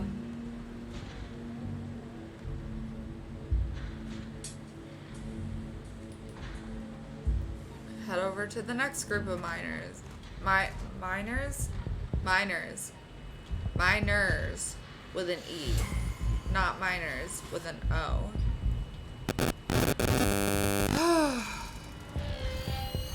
Before you can reach the miners, you're struck by an intense feeling. You recognize the hollow terror as the same thing you felt last night when you set eyes on that awful man in the miner's jacket. You shouldn't be up here. It's dangerous. What are you? Attack him? Run? Stop stalking me? Why are you following me? Do you need help? Ghost. Say nothing. What are you? Flesh and blood, much like yourself. You don't have to be afraid of me. Stay home. Wait for the week to end. Don't keep putting yourself in the path of danger. This is all I ask. Before you can say another word, the figure is gone. Hey, Alexis, are you still there? We've just been getting static from you. Wayne got the jump on me? Oh, don't mind me. Our new friend just stopped by to say hello. Lie, nothing happened. Wayne got the jump on me. Whoa, I thought I saw you talking to someone down there. Are you okay? Whatever he is, I don't think he's human. He told me to stay at the estate for the rest of the week. I wonder why. This just means we're on the right track. I'm not about to back down.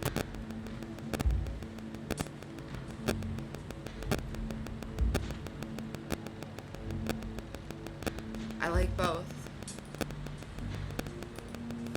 I hate to say it, but with how the call went to static, what if he's a ghost? Like, actually a ghost? You hate to say it, Stella? I don't think anything would make you happier than Wayne being a ghost. Also, ghosts aren't real. Hey now, just because I want ghosts to be real doesn't mean I want this ghost harassing Alexis. He told me to stay at the estate for the rest of the week, that I'd be safe there. Why would he tell me that? What the hell is that supposed to mean? He must have been threatening you, right? The plot thickens.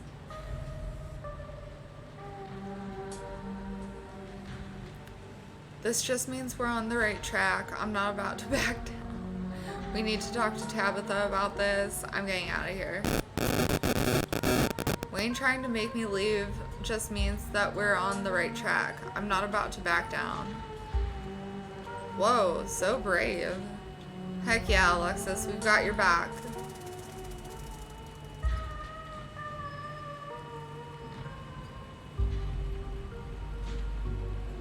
Oh, there's a lot of things. Approach another group of miners, find Tabitha. Actually, I'm going to go find Tabitha first. She deserves to know what's going on. Actually, we should regroup. I don't like the thought of spending more time here. I just want to talk to that other group of miners. It doesn't seem like a good idea, but I'm going to do it. Hi. Hey there, can we help you with something? Do any of you know a man named Wade? Have you fellas seen anything out of the ordinary lately? What do you guys think of Tabitha? Do y'all know a guy I met on the bus? Oh! That's the fucking guy. Isn't it?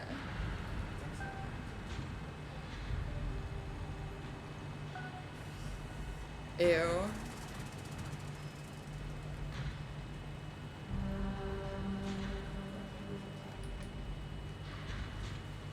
Do any of you know a man named Wayne? Wayne? Do you mean Sam Wayne? What are you asking about him for?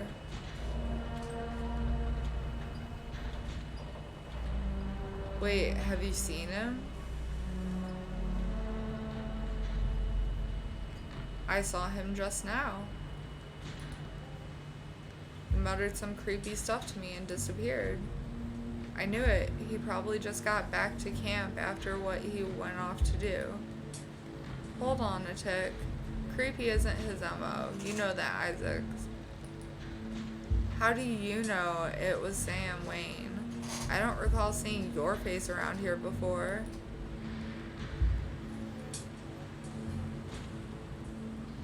The name on his jacket just like yours. That's what folks at the general store have been calling him.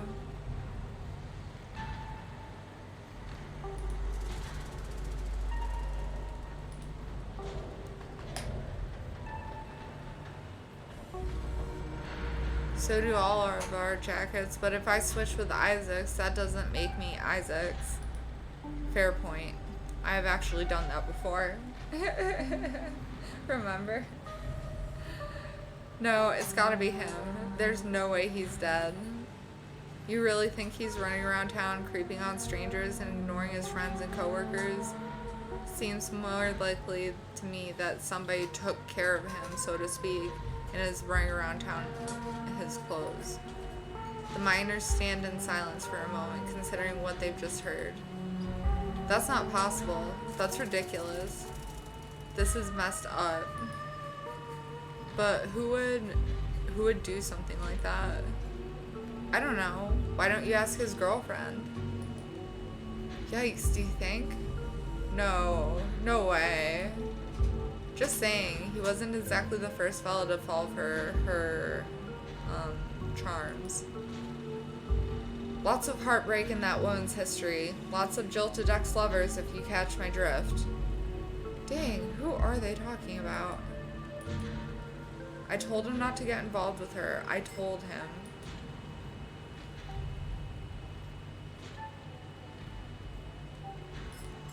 Who was Wayne seeing?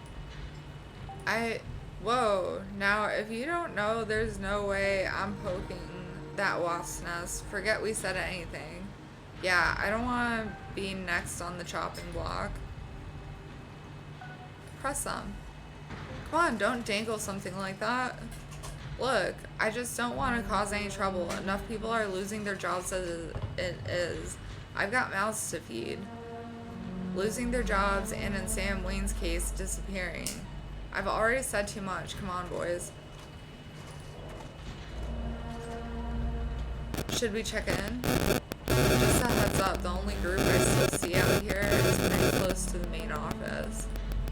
It might still be worth talking to them, but I don't know if I can give you all that much of a warning if Tabitha comes out. We got so much out of that, though.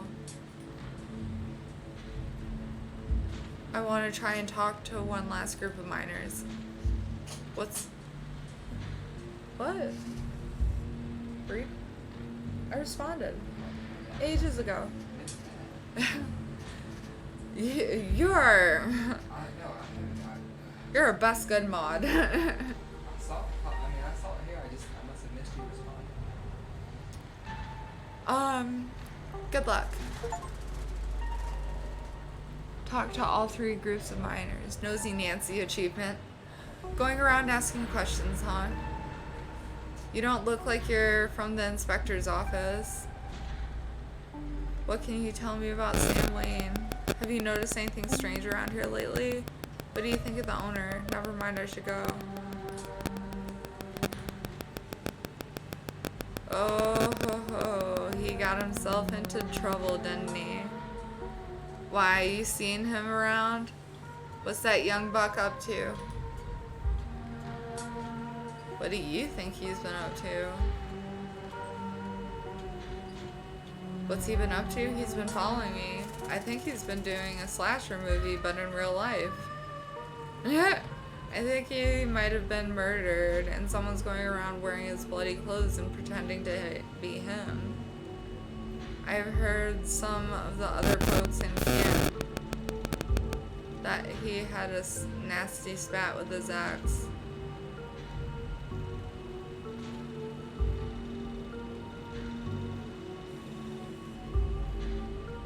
Get that ex's name. She's the only semi-lead we have so far.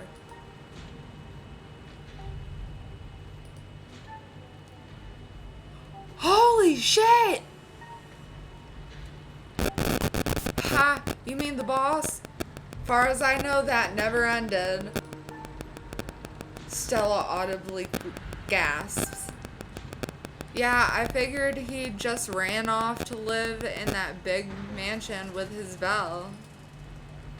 The thought of a strapping young man like him with that sour-faced broad always left such a bad taste in my mouth. Oh my god, gross! Kanika, shut up! Oh, guys, radio silence. As if you wouldn't fall on your knees if a woman of means showed the slight bit of interest in you, or any woman at all. Fair enough. But I suppose this begs the question, did she run him off, or did some jealous son of a bitch oust him?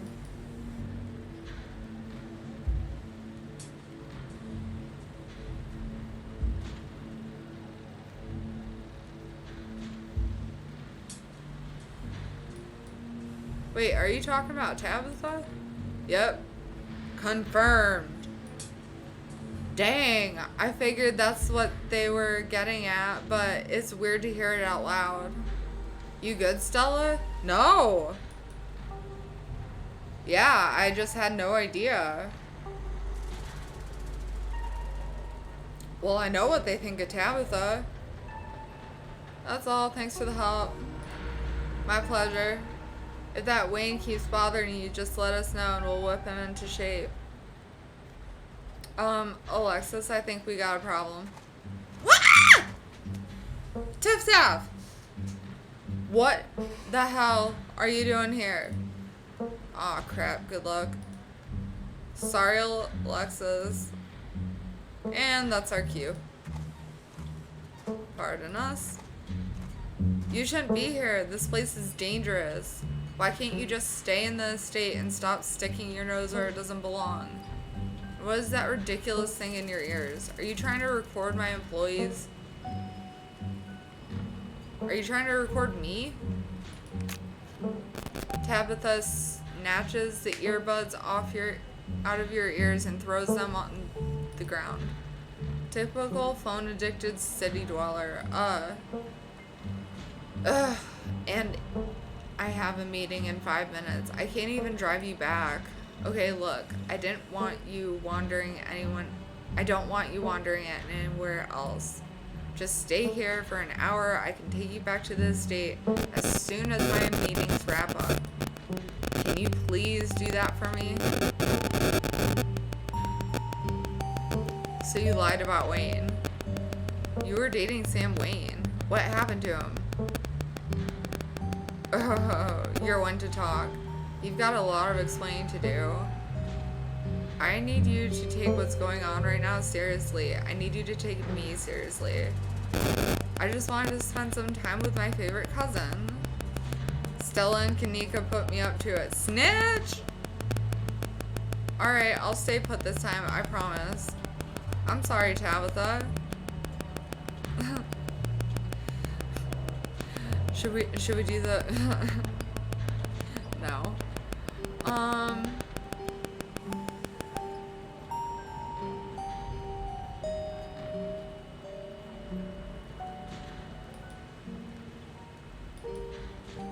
So you decide to snoop around and bother my workers?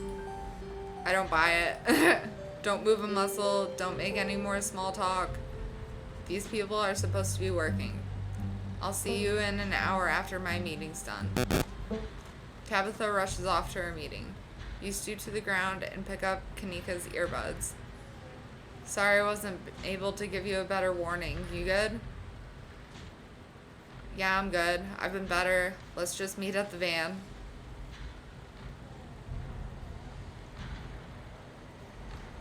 Let's just meet at the van.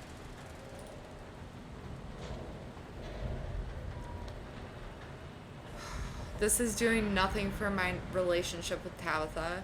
You're interrupted by a sudden movement out of the corner of your eye. A girl carrying a bundle of snack pops through a hole in the fence and disappears over the crest of a hill. Hey, I think I just saw Rosalina. Wait, really? What is she doing here? Clearly, she's doing a delinquency. I love how that was worded. I'm not even being sarcastic. She's probably fine. Kids will be kids, am I right? I'm going after her. We should call Oscar. What should we do?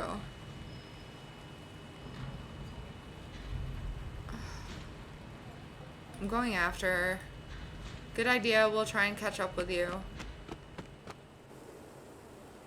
You rush over the hill and get your bearings, the sounds of active mining fading into the distance. Rosalina is nowhere to be found, but dusty footprints point towards a nearby mine. Your mystical sighs. Something about the mine feels wrong, as though a cold anger lies burning inside, sucking the life from the surrounding hills. This is the site of a mass grave. She didn't. I guess the old Maxwell place doesn't cut it as a secret hangout spot these days. But the Shaw mine, that place was shut down like 100 years ago. After a collapse, they killed over 100 people. And here I thought Stella was going to be the one to drag me into an abandoned coal mine. Hey, remember all those bad feelings I got last night? This place feels straight up cursed. Have teens always been like this? I feel like I really missed out on my risk-taking years. I don't feel that at all. I guess we should go after her, right? Maybe we should just wait outside. What the fuck? Hey, remember all those bad feelings I got last night? This place feels straight up cursed. I mean, like Kanika said, a lot of people died down there. There's a lot of spooky history to this place. For all we know, maybe all that death left some kind of mark down there. Okay, just because a bunch of people died in there doesn't mean it's cursed. Come on, I'm not about to let Rosalina get hurt in there. Even if it means I have to go underground. Whoa, you sure, Neeks? Alexis and I can handle this on our own. Yeah, I'm sure. As much as I hate confined places, I hate the thought of other people getting trapped down there even worse. Stella and Kanika disappear into the mines. Before you follow, you briefly wonder if you should let Tabitha know about this.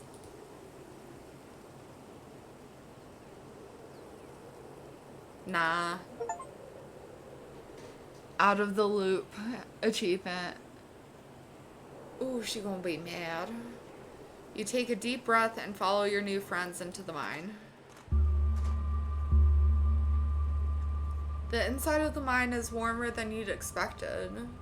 The air thick and wet. The ceiling hangs much lower than you are tall, forcing you and your companions to hunch over. Your legs bent in a painful squat as you begin to navigate the maze of corridors. Fuck, it's cramped down here. Does anyone else's chest feel tight? I certainly can't say I'm one for dark and stuffy places. This seems much more suited for a cat, if I do say so myself. Yeah, abandoned mines are way more claustrophobic than people expect them to be, and this one's really bad, you know, because of the child minors, or should I say the minors? I heard that. Kanika visibly shudders. Seems like Kanika has claustrophobia. I feel so bad for Kanika.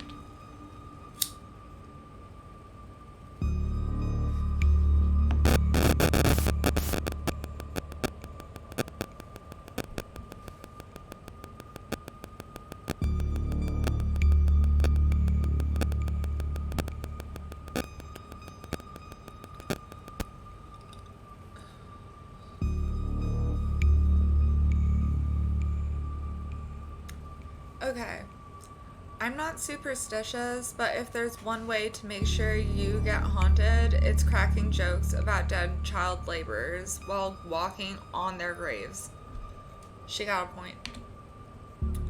What can I say? I do my best to tempt the spirits wherever I go. Is anyone else getting a Ghosty Boy vibe? I actually snuck down here a few times to try and get some food. Some good footage. Part of my ghost hunting phase. Fuck, Stella. The things you do for your viewers. Did you find anything? I wish. If any place in Scarlet Hollow is actually haunted, it'd be this mine. Hands down. But all I got was dust in my lungs and a couple of false alarms.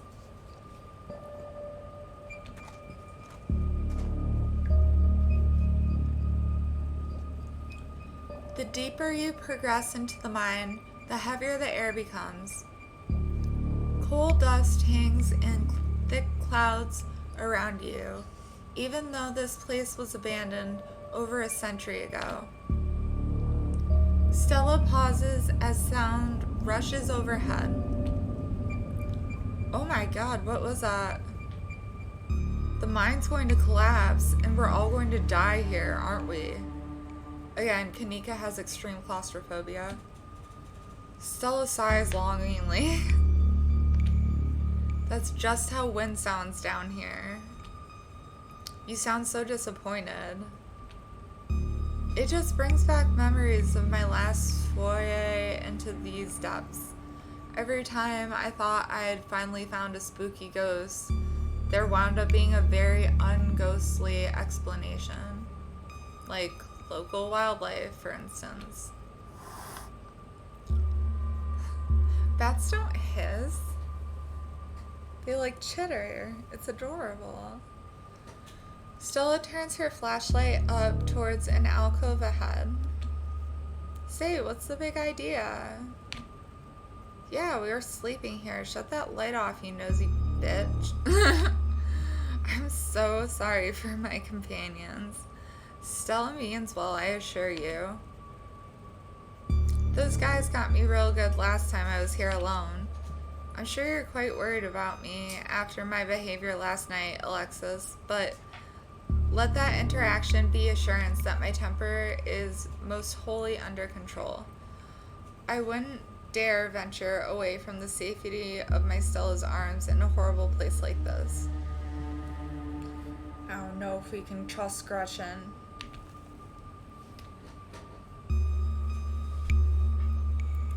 Oh my fuck, there are bats down here? I'm going to get rabies, aren't I? No, bats are wholly misunderstood. Like, so few of them carry rabies, and they're so cute. They're like puppies with wings. I'm going to get rabies and die in a mine collapse. Okay, Kanika has a few phobias. You holding up okay, Neeks? Yeah, sorry, I'm just a little on edge. Kanika is stopped mid-sentence by a thunderous knock echoing from deeper in the mine. Okay, what was that? That was death. Of that, I am certain. That was... I have no idea what that was. Did that sound like knocking to you guys? My mystical part says, a hateful and broken presence stirs in the deep. It doesn't want you here. Our responses are, that was a warning, we have to move fast before something terrible happens here. That's gotta be a Tommy knocker, right? The mine's collapsing, isn't it? We should hurry and find Rosalina. Y'all are being babies, those are totally just normal cave sounds. Say nothing. Okay. Yeah, we're going to have to redo this and make a really toxic one. I wanted to do a Chad run through.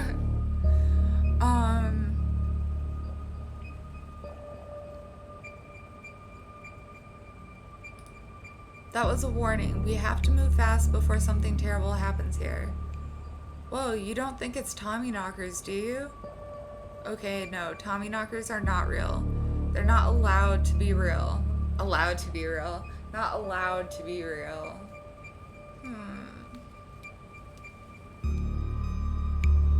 Are you trying to give me a panic attack? I'd love to spend some extra time poking around down here. Maybe it's got something to do with the mystery. The three of you are intercepted by a second, much less distant sound of a can being popped open. Okay, now that wasn't Tommy knockers. It came from this way. Follow me. You and Kanika follow Stella further into the mine.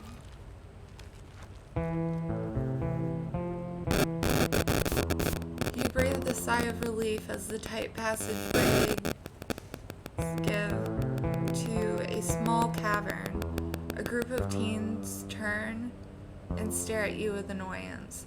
This would have been so cool growing up. I just built little teepees in the forest.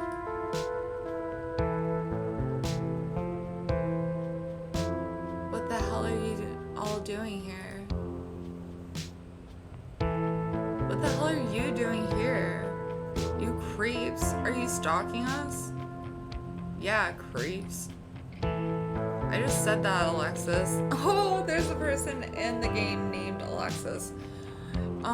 If I wanted an echo, I'd yell into the Grand Canyon.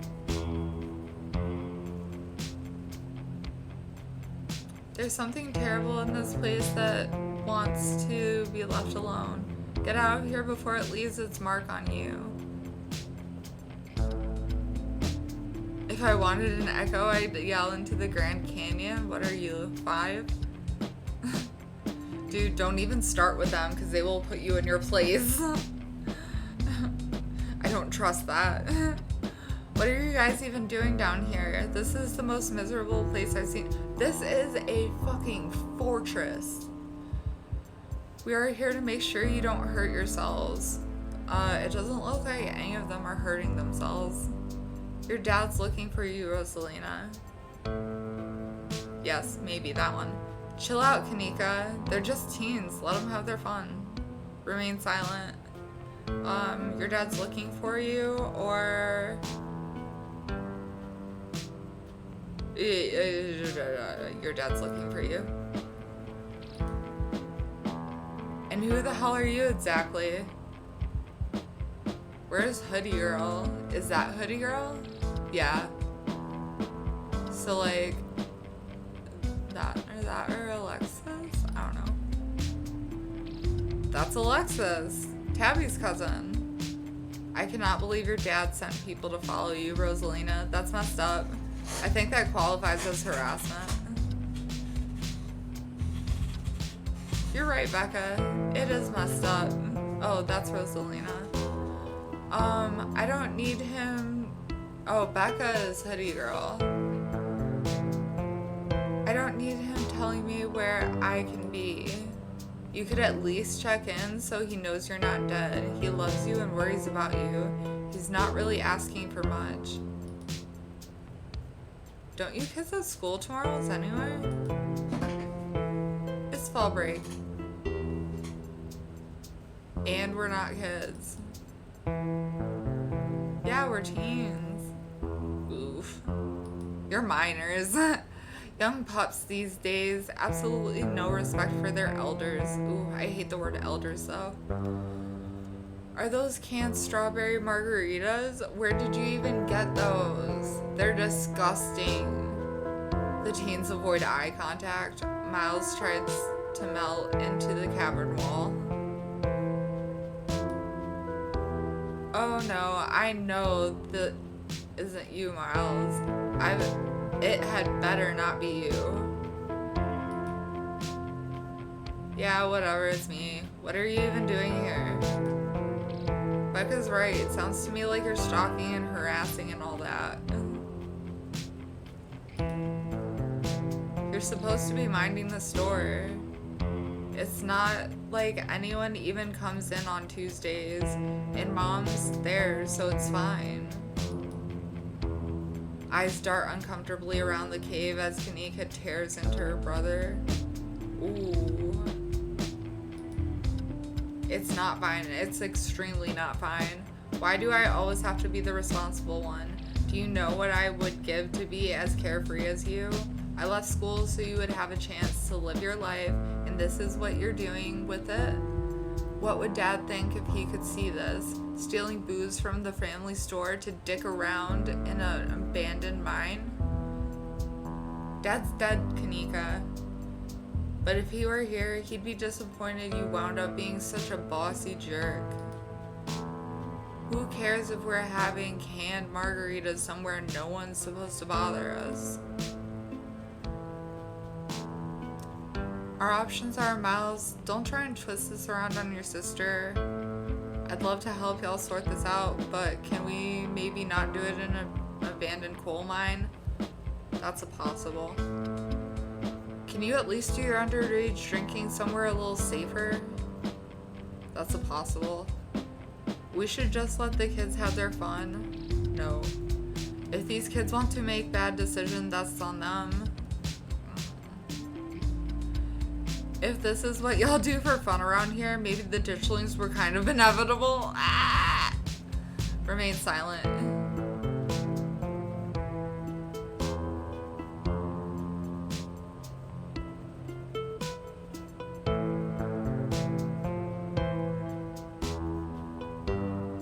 I mean, I get it. That's a really good spot, but can you at least do your underage drinking somewhere a little safer?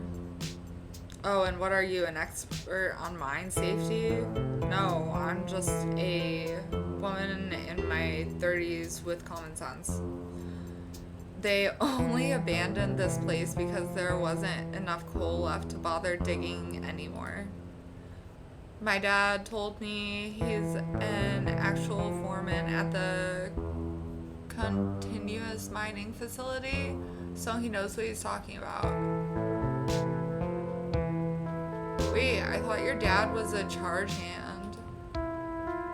No, Alexis, he got promoted last month, and he says this place is totally safe and we can hang out here anytime we want.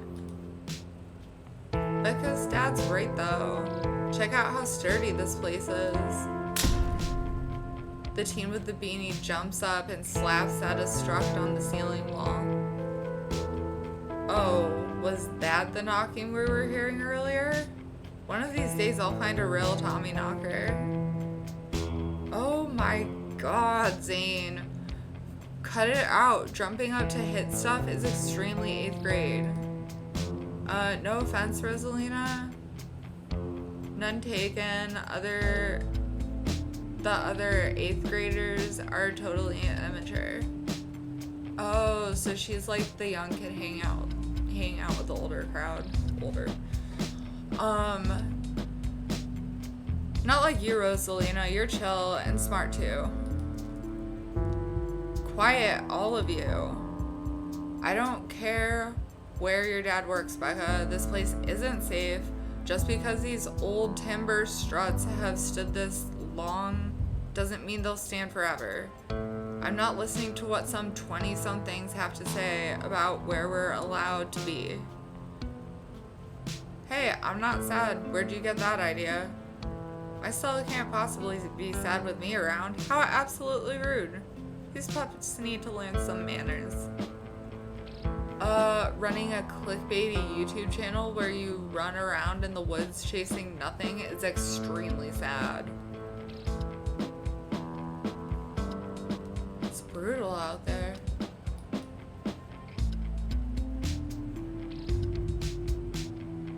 Anyways, Rosalina isn't going anywhere. She's better off here than at home.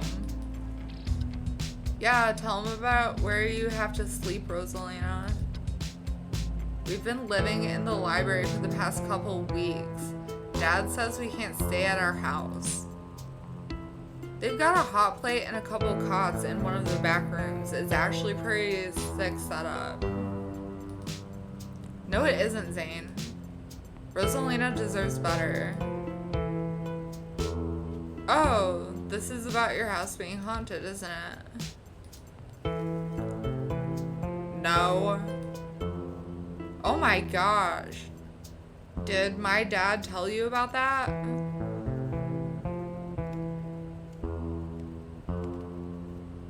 Sure, why not go full weirdo in front of a bunch of kids?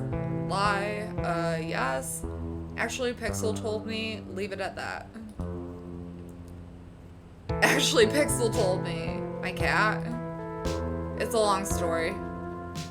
It's such a bullshit excuse. I bet he couldn't afford it anymore and is lying to you to save face. What a coward. Becca, I don't think you can, like, say that about other people's families. Isn't that, like, bullying or something? Shut up, Zane. Oscar actually invited us to check out when we saw him earlier today. It could make for a fun, non-abandoned coal mine related activity. Just throwing that out there. There's no ghost, Stella.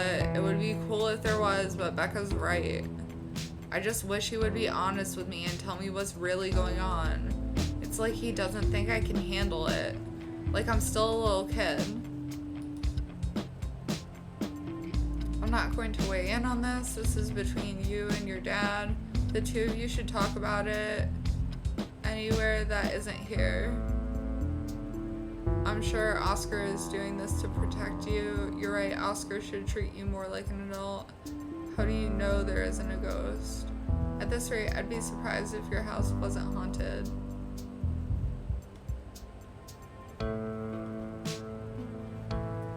Well, I mean, the dad should treat her more like an adult. But, like, this is not my place to say, goddamn.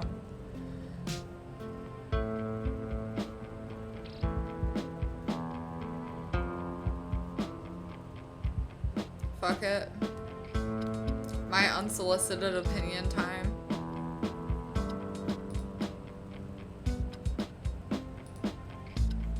At least one of you sees reason.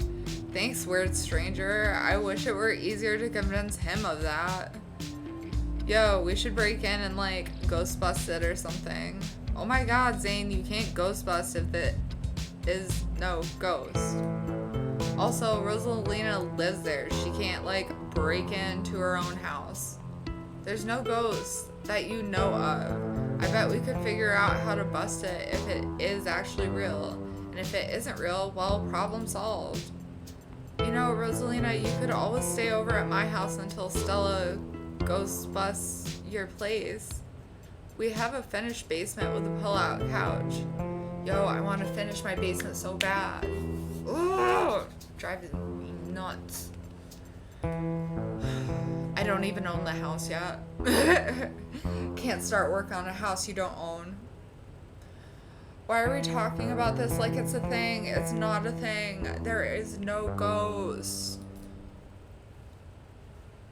Whether there's a ghost in Oscar's house is a question for a time when we're not in immediate danger. And to ruin everyone's fun, the answer is probably no. There's not a ghost.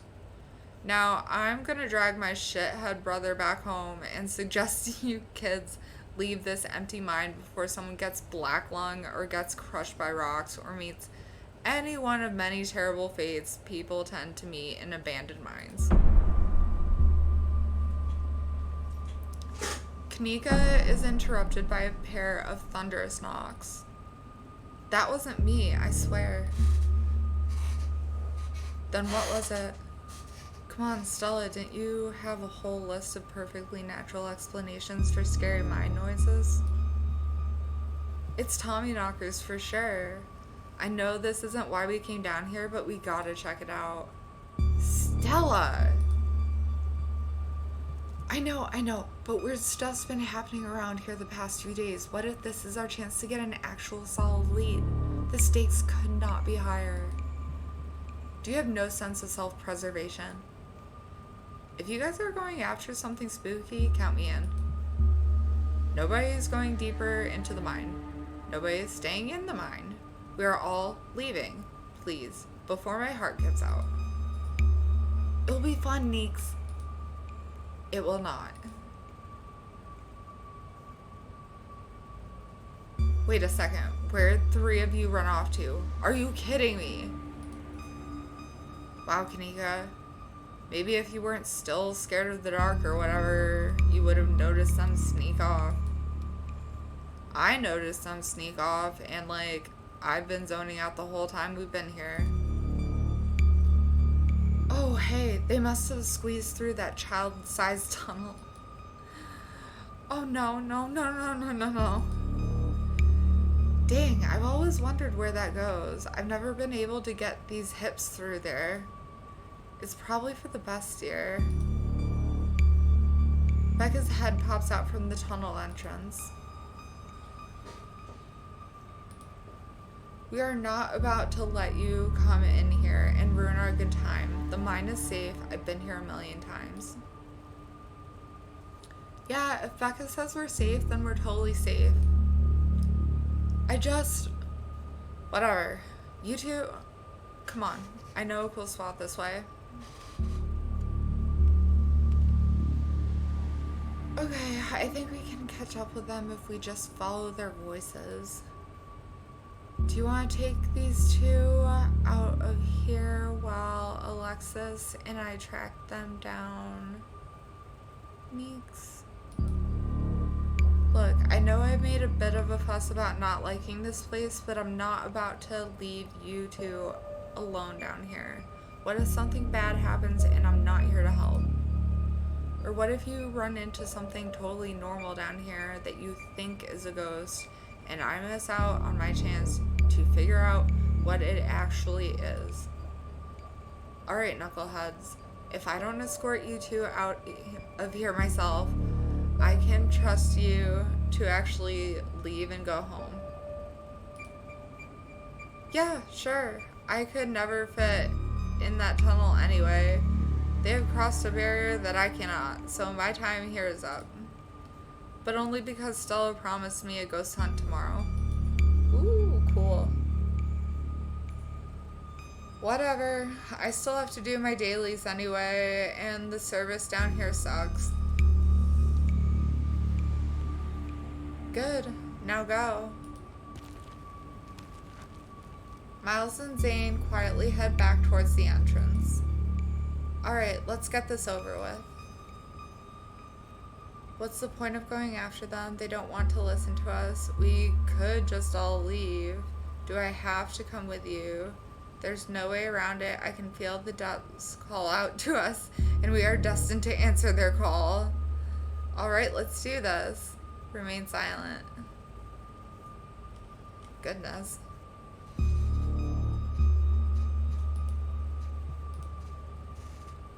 We can get coffee at Winnie's once we're all out of here. My treat. You and Kanika exchange a glance as Stella ventures forward. Venture deeper into the mine. As the 3 of you move deeper into the mine, you hear echoes of conversations bounce across the walls. But Becca, why are we doing this again? We could get into so much trouble. We're doing this because I'm not about to take life advice from a YouTuber and a dropout. Whoa, that is so uncalled for. I didn't drop out. I'm going back to vet school as soon as my family doesn't need me here. I don't know. I think Stella's kind of cool. Her videos are really neat. Oh, come on. She doesn't even have a sponsor. What kind of a YouTuber doesn't have a sponsor? I mean, not yet, but I'm in talks with Meat Rice trademark. I wonder if Meat Rice really is trademarked. Oh god. Yeah, carnivores, like straight up bro carnivores, could totally make Meat Rice. And I make plenty from ads and donations.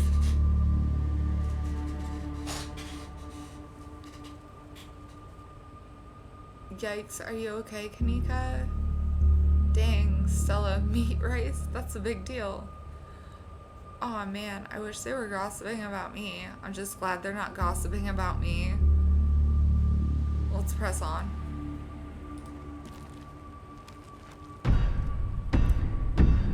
Another knock closer interrupts your thoughts, followed by another, followed by another. Is it just me, or is that knocking coming from the same direction as those kids? Yeah, it's not just you. Okay, that knocking is starting to freak me out. Calm down, Rosalina. It's just the mind sounds. Did you guys see that? No, it was just a shadow. There's no reason to get freaked out. I saw it. Shut up. There's nothing down here. Stop trying to scare me. Are we sure the tunnel they went through is going to meet back up with us? What did they see?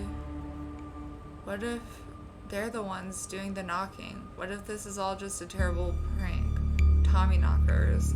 Those poor kids. I knew coming down here was a bad idea. I can't believe they're making us do this. They'd better get grounded when this is all said and done. We're closer. Let's keep moving.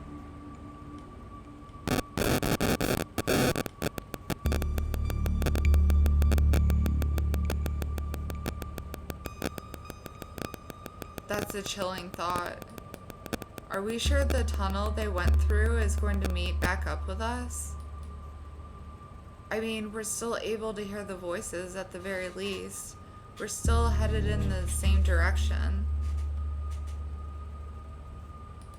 What did they see? Tommy knockers. Tommy knockers aren't real, but there's a reason people think they make those sounds. And it's not a coincidence that the whole Tommy knocker myth is tied to mind collapses.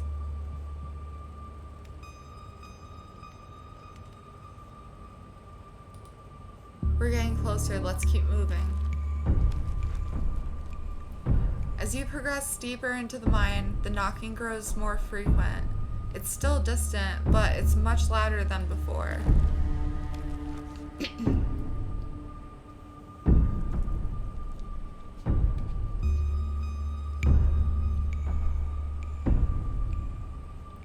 The tunnel ends abruptly in front of you. A century-old ladder is the only way forward. Not trusting that. In the darkness beyond, you can still hear the echoes of terrified teens. They're panicked, arguing, bouncing down the pitch-black corridors. The pit radiates rage, a white-hot anger. It hates you. But at the heart of it, you can sense something else. The quiet hum of a darker presence. The heart calls to you, desperate to be witnessed. Lord, tell me we aren't going into that deep, dark hole. It does not smell right. Well, it looks like the only way forward is that pit. And it sounds like there's somewhere down there. I've never been in this far. It looks like a death trap. Are you sure we should be going down there? You can wait up here, Neeks. I don't think I can climb down and hold Gretchen. Alright, I'm not going to argue with you. That ladder looks older than all of us combined. Good luck. Alright, let's do this. Stella hoists herself over the edge and begins to climb down.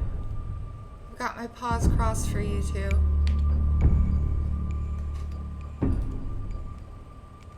You walk to the ladder and climb down.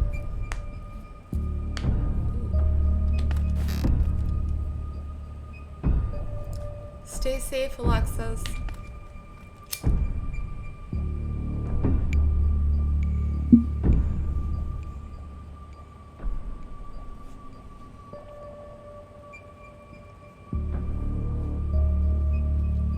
I'm pretty sure this is the way back. Come on. Pretty sure. I thought you'd been down here before. Okay. Maybe I didn't get this far in, but whatever. It doesn't matter. I definitely remember the way out. Hurry. I don't want to be down here anymore. I think it was actually this way.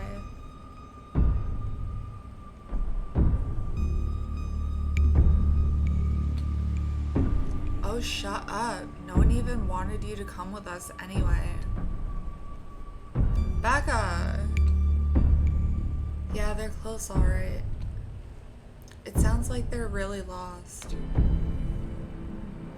The voices around you, those of the teens and your companions, sound odd, distant.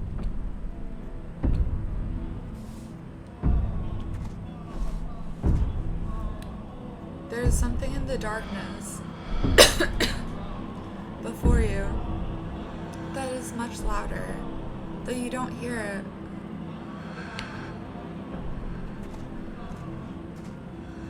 You don't hear it, but you can feel it in your chest. A desperate need to perceive and be perceived. Wrap yourself in the darkness of the pit. Hey, are you all right, Alexis? Bear witness.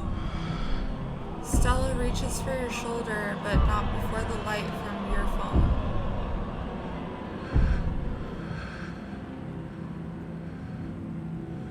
You said we wouldn't use this shipment.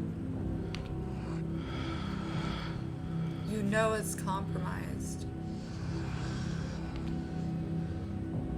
We couldn't afford to wait on the new wood, Charles. We had to go ahead with it.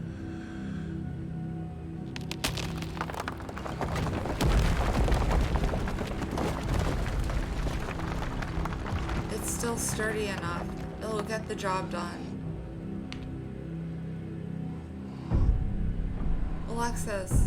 Alexis, are you alright? Oh, thank fuck you're alive. It looked like you had a seizure or something, and then you just conked out.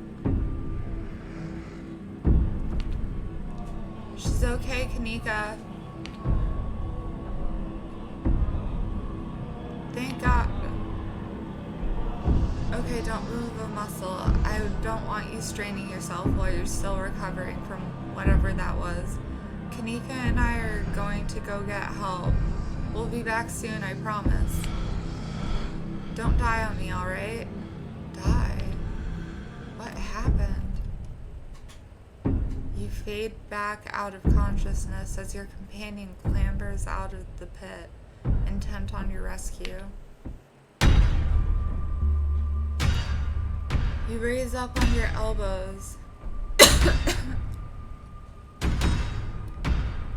Head still swimming from the visions. Your surroundings coming back into focus. Your head throbs. Your head throbs as the knocking continues, now magnitudes more intense than ever. Through it, you once again hear the panicked voices of bickering teenagers echoing down the stone corridors. Becca, you're just getting us more lost. It's this way. If you're so sure, why don't you just leave? I can't believe I let Alexis talk me into inviting you in the first place. Different Alexis. Becca, I'm just trying to help. I said go. Okay, I will. Alexis, you don't have to go with her. You know that, right? Pick a side, Alexis. I'm sure Becca knows where we're going. She wouldn't just lie. Sorry, Rosalina. The increasingly desperate voices of the teens are drowned out by the thunderous knocking. You can practically feel the ground shake beneath you. You can almost see the walls vibrate with the intensity of the hellish sound. Do you have a sec? Can I get more coffee, Ovaltine? Creamer and warmed up.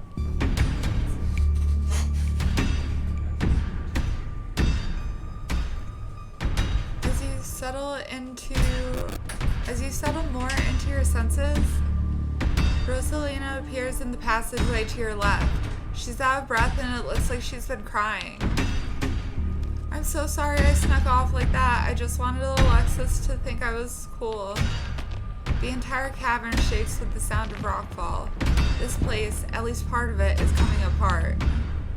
Becca and Alexis are still down there. We can't just leave them here. I know which way they are going. They'll listen to you this time, I promise. Please, I don't want them to die.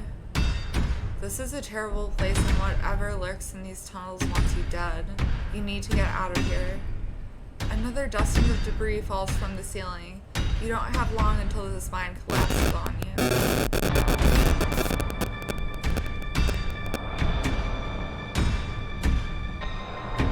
A terrible decision.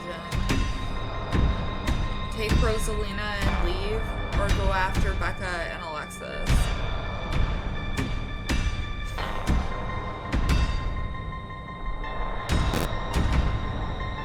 It said I wouldn't be able to save everyone. Right? Didn't it at the beginning?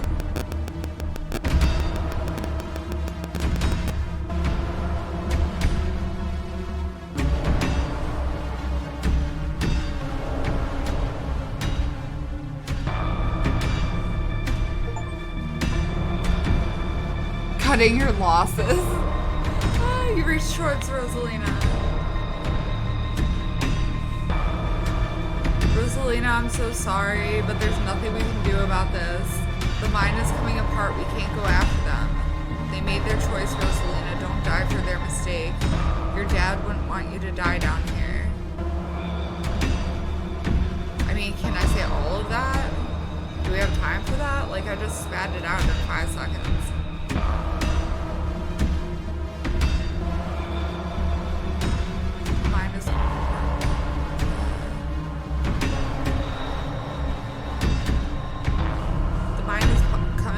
We can't go after them. What if they don't make it? Rosalina, we've got to go. They've already made their choice. Grab her and start running. Start climbing.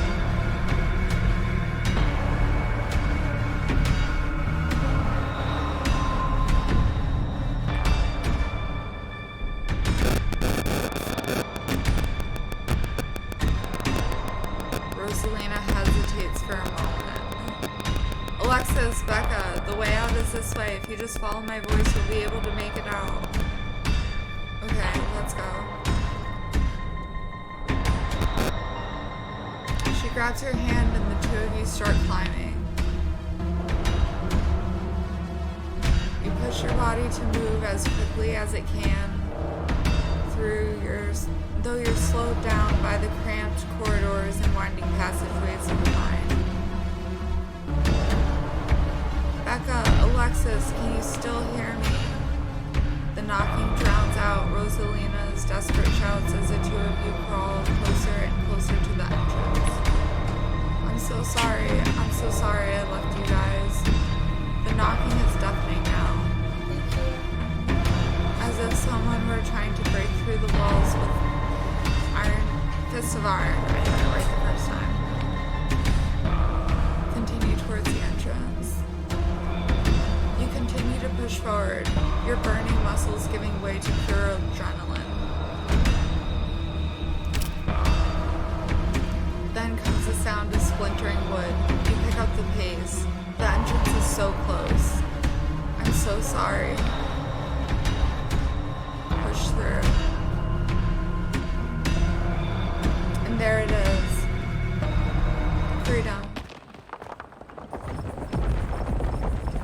You and Rosalina manage to squeeze through the entrance just as the walls of the mine come crashing down.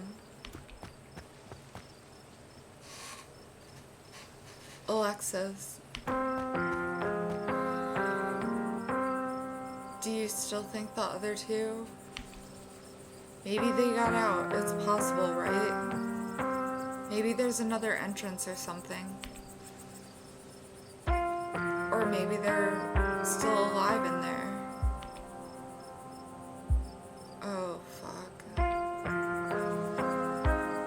I'm so sorry. Rosalina, are you okay? Your dad's on his way. He should be here any minute.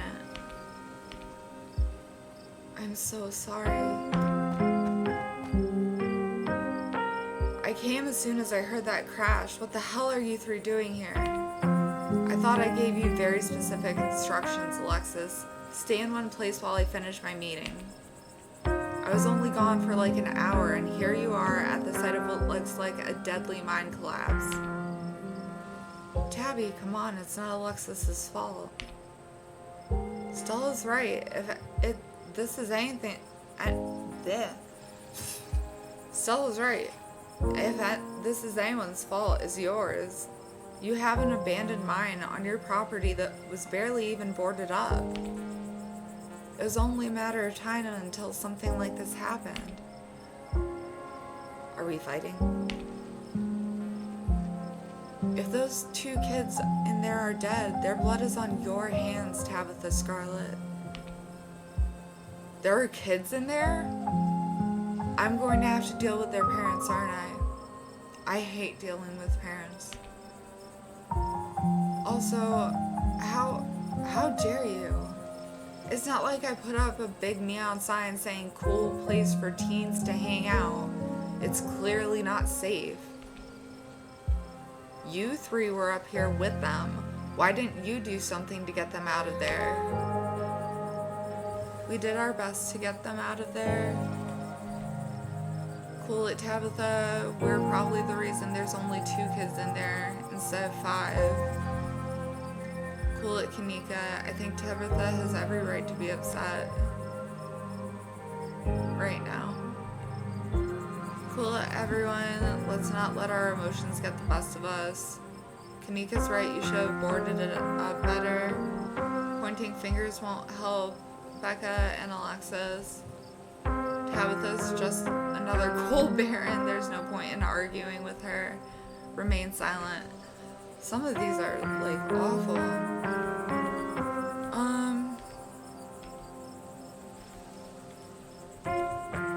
Pointing fingers won't help Becca and Alexis.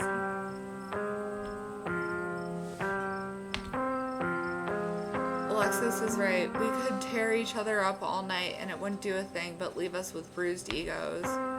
Yeah, Alexis is right. I'm going back to camp. I'll be back with some men. And they can start digging. I'll call Earl. Who the fuck's Earl? Whoop. Oh, local sheriff? Oh, yeah. Earl, sheriff. It takes a bit of time, but eventually Tabitha arrives with men and a machine to start digging through the rubble. You, Stella, and Kanika take a quiet moment to yourselves as the others get to work. Do you think Becca and Alexis are okay? Different Alexis. I can't believe you left me down there. Ditchlings. Your vision. The entities in the mine. What happens now? Remain silent. Well, I want to explore.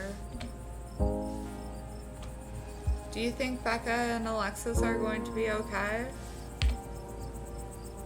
There were survivors in the last collapse. At least Rosalina is safe. I left them down there.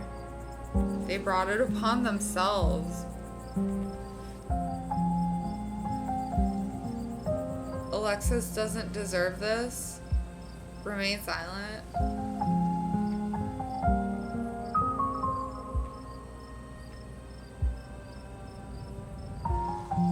One of the top 2. I am self-aware enough to know that, like, leaving them down there was not my fault. I got Rosaline to safety. At least Rosalina is safe. Thank fuck. If you didn't pull Rosalina out when you did, you all might have wound up buried down there. I think you did the right thing. Low-key, high-key, I can't believe you left me down there. But we're not going to, we're trying to make connections.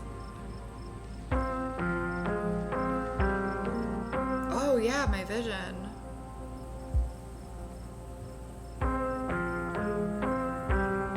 There was a stone carving on the wall of that pit that showed me what happened to this place. Charles' saw was set up. I think I hallucinated down there. Kind of both.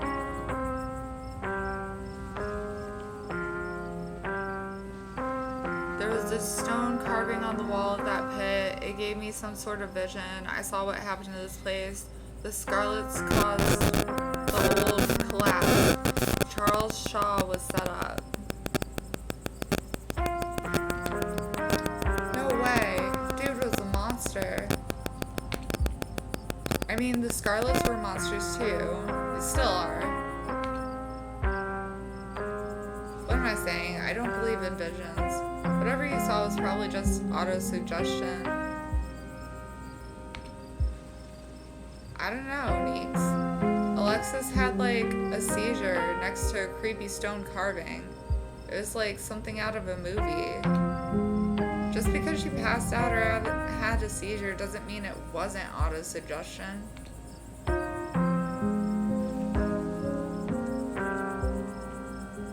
The entities in the mine?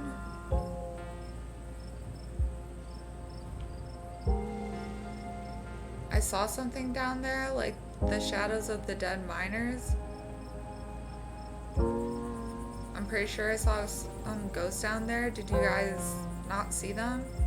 Everything that happened down there centered around the main chamber where I saw that carving. Are you sure those were Tommy knockers? Return. We're gonna stick with the carving talk. Everything that happened down there centered around the main chamber where I saw the carving. Stella showed me a photo. Weird stuff. Yeah, really weird.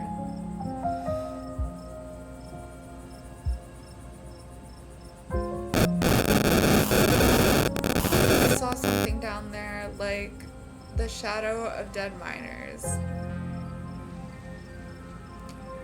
They were right behind Stella just before you two left. Did you guys not see them? Whoa, I didn't see anything other than you and that carving. That's super weird.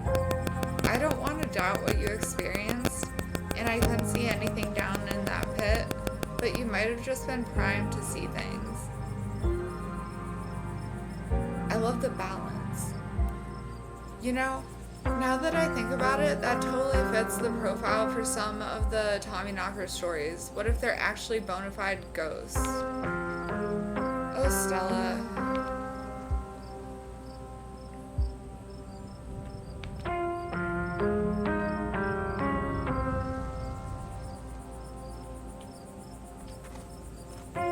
What happens now? Hey guys, I don't think she's quite ready to talk just yet. What happened down there? She's okay, Oscar. I made sure of that. Have you met the kids Rosalina hangs out with? I mean, for real. Rosalina made it out there because she stood up for herself. There's something terrible in that mine. I think Tommyknockers brought down the mine. I think she was trying to get away from the whole haunted house situation.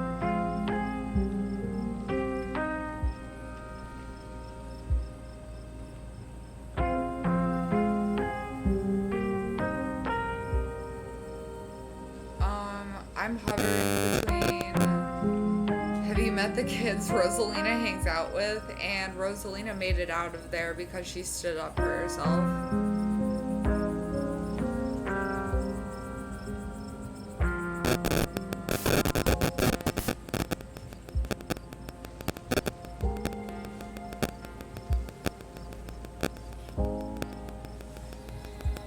You should be proud. She's a good kid, Oscar. Thanks.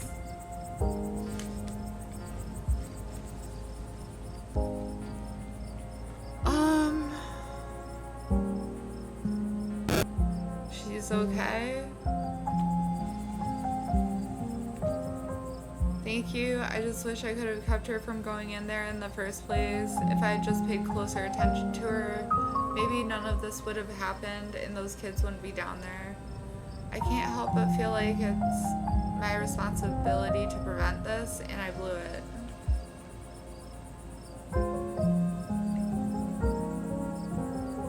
You're being way too hard on yourself. Teens are reckless. There's only so much you can do. You are the parent in this situation. Yeah, remain silent. To be honest, teens are reckless. There's only so much you can do. And you just gotta hope that your teen feels comfortable enough communicating with you so that you know where they are and what they're doing.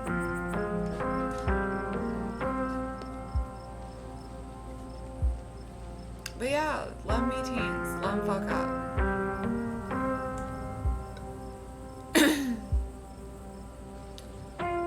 Shorter the leash, the worse the relationship. Don't blame yourself for choices someone else made. As a former reckless teen myself and as a current reckless adult, yeah, she's right. I guess that's true. I tried to let Rosalina make her own mistakes and learn from them. But that's for staying up late or going too fast on her skateboard, not this.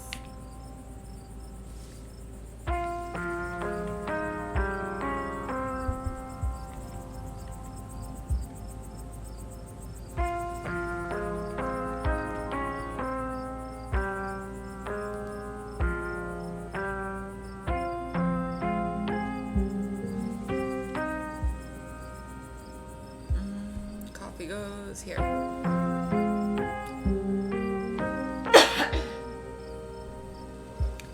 I think she was trying to get away from that whole haunted house situation. You have to understand, I'm not picking it up. There's something in that house. We believe you, Oscar.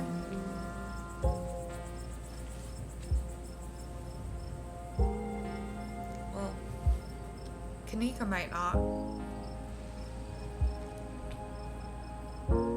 I couldn't let it hurt her, and since I didn't know how to get rid of it, I set up a back room at the library for us. Just until I could figure out how to fix things. I know she hates it, but I thought it would be better for her. Instead, it just drove her away. Staying with friends, not checking in, and now this. It's all because of that house. And because of me. Because I haven't been able to fix this. I just wish she could understand. I'll put the spirit to rest. We can perform a seance tomorrow night. Stella's right. We believe you. You don't have to be alone in this. We can help. I don't know if I would have believed you before this week, but Rosalina doesn't believe you. Ghosts aren't real. Remain silent. You don't have to be alone in this. We can help. Yeah, we'll totally help you get rid of your ghosts. Or more likely, we'll figure out what non-ghost thing it actually is. Either way, we're here for you. Thanks, you guys. That really means a lot. I shouldn't have kept this to myself, but I was so afraid of seeming ridiculous. Dad, you must be so mad at me. course I'm not mad at you. Do you think that maybe they got out? Maybe there's another exit somewhere? Rosalina.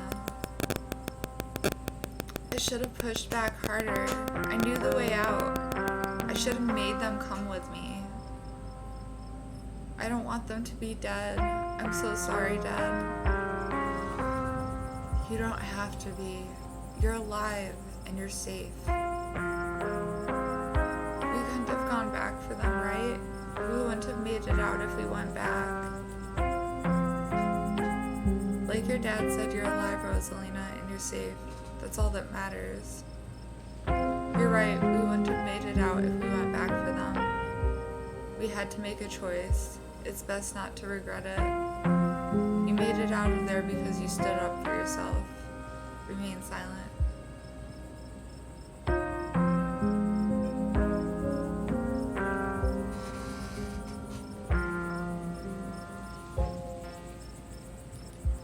You're right. We wouldn't have made it out if we went back for them. They don't deserve to be down there. Why should I have made it out when they didn't? This isn't about what people deserve, Rosa. You have no idea how grateful I am that you're still here. It's not fair, Dad.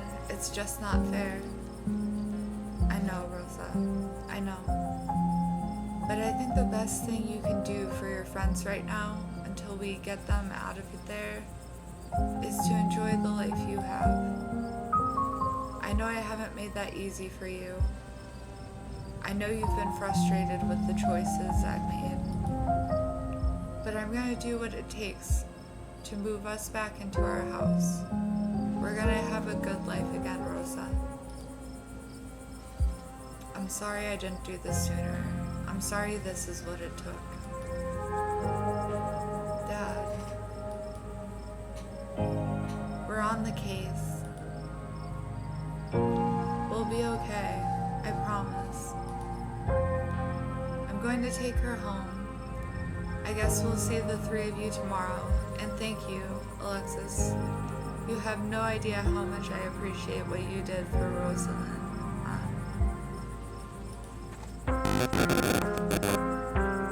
As Oscar and Rosalina leave, your cousin exhaustedly saunters over to you. Oh, Tiff Taff is not gonna be happy. Alright, Alexis, my men are set up to start digging. We're going back to the estate. Now hold on a minute, Miss Scarlet. Mind if we have a quick word with your cousin, miss? In private? Okay, fine, just make it quick. And don't you dare try and pull anything on her. She did nothing wrong here. Ladies, I'm afraid that means you too.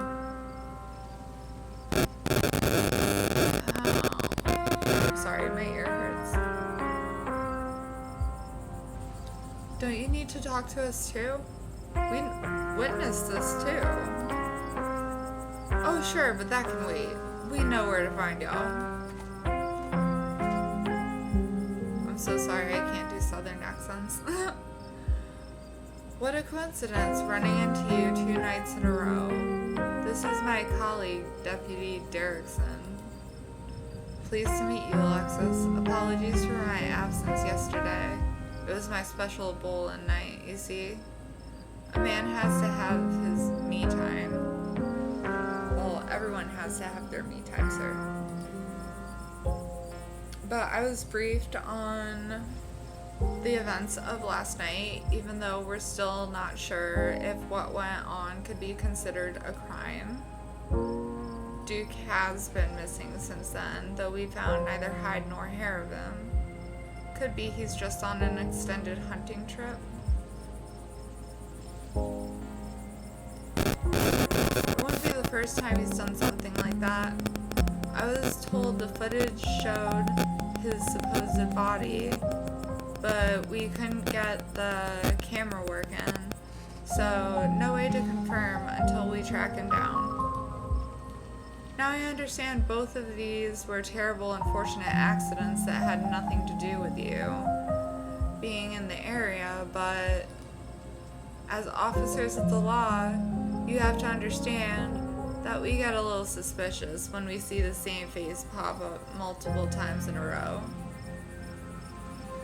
And we have to ask, what exactly were these teenagers doing in a shutdown mine owned by your family? And why were you down there with them? You've got to understand where we're coming from. 2 kids, 15 and 14, are buried alive down there, and maybe they're dead, and you were on the premises. Whether or not that was merely coincidence remains to be seen, but we've got to do our due diligence here. I'll get to your questions, but we also need to talk about the man that's been stalking me. This town is haunted. You're out of your depth here. Why are you asking me this? It was a mine collapse. We saw some teen sneak into an abandoned mine, so we went after him. If it wasn't for me, they'd all be dead. I don't have to talk to you. I know my rights.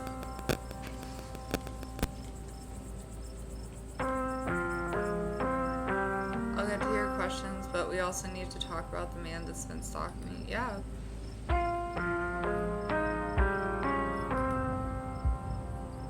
His name is Sam Wayne, and he used to work at the mines here.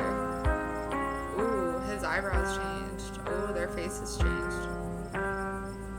That seems an awful lot like deflection to me, wouldn't you say so, Earl? This is a nice town. People don't go about stalking strangers in these parts.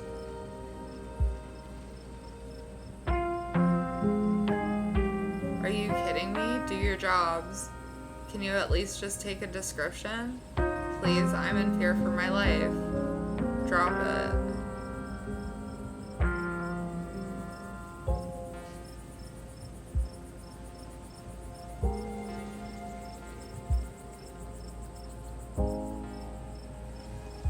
I don't even know how to handle this, because in real life, I would just drop it. Like, useless. Would not even waste my time talking. Fine. Derrickson scribbles down your description of Wayne. He's probably writing a penis on his notepad. You watch too many movies. Now, can you tell us what happened down there?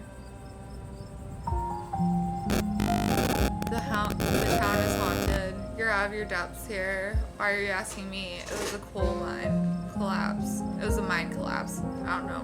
Maybe there's coal. We saw some teens sneak into an abandoned mine, so we went after them. That's literally what happened. Of course, very noble of you. Pardon our questions, just trying to gather all the facts, you see. Just being thorough, our duty as officers of the law. Y'all weren't very thorough about my stalking case. Well, if there's nothing more you can tell us, I suppose we'll let you go on about your evening, but we may be in touch. Have a good one. Deputy Derrickson tips his hat to you. The 2 officers wander back towards the mine, Derrickson taking notes as they examine the scene. They are so shady.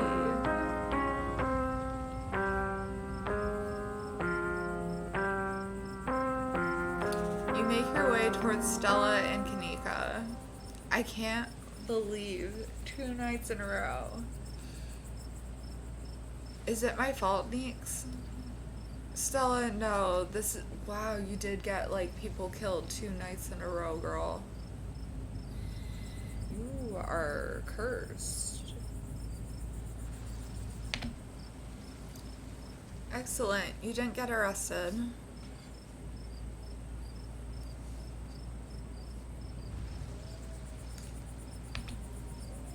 Now, come on. Let's go. I'll see you tomorrow, okay, Alexis? I'd really rather you didn't. If you're gonna run around almost getting killed every night, keep my cousin out of it. Your cousin is an adult, Tabitha. She can make her own decisions. Not while she's under my roof. Stella, can I stay with you? Come on, let's go. As if to illustrate her point, Tabitha grabs your arm, dragging you towards the car. See you tomorrow, guys. I'll text you when we're back. I can walk to the car on my own. Are you kidnapping me? Silently follow Tabitha. See you guys tomorrow.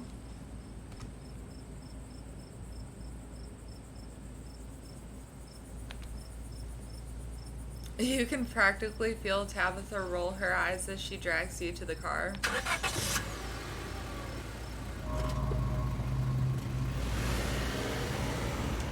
Tabitha doesn't say a word as the car cuts along the darkening road. You try to keep an eye on the surrounding wilderness as she drives, wary of what may lurk behind the tree line. Sorry about today. How are you holding up? I'm doing terribly, by the way, in case you wanted to know. Why do you treat Stella like that? Didn't you two used to be friends? You and Kanika really don't seem to get along. Do you think Becca and Alexis are okay? I don't appreciate being dragged off like that. Ride in silence.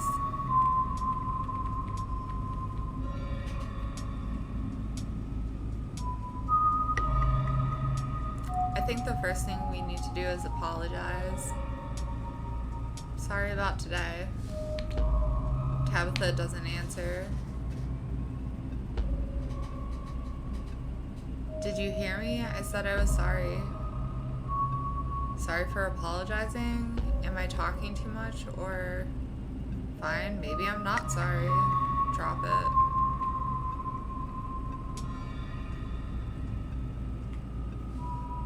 Drop it. How are you holding up?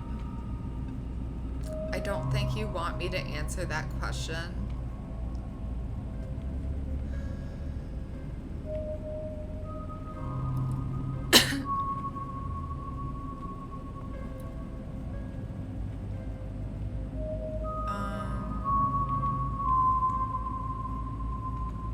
Do you think Becca and Alexis are okay? We won't know for days at the earliest. Their parents should have kept tighter reins on them. You really have to look at their face before you look at the message box changed. Because they're like tiny changes in their face.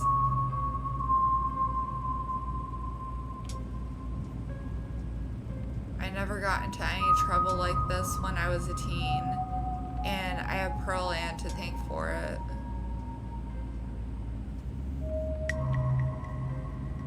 Hated it at the time, but that strictness paid off. What am I telling you this for?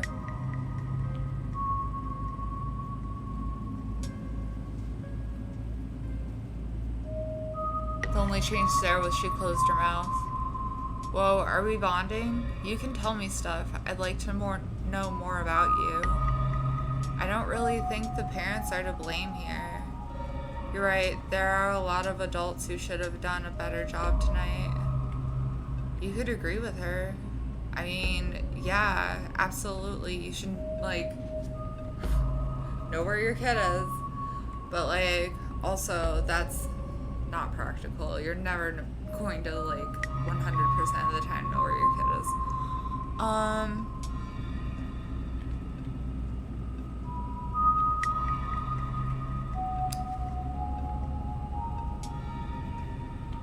You can tell me stuff.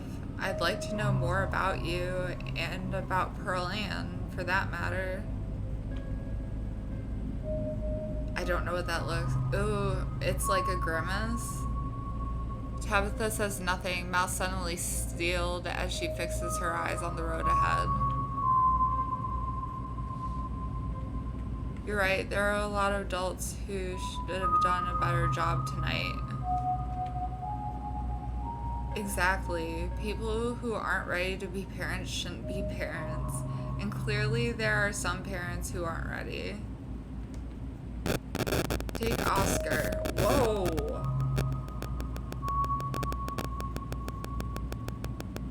There are tons of people more qualified to be parents who can't even conceive.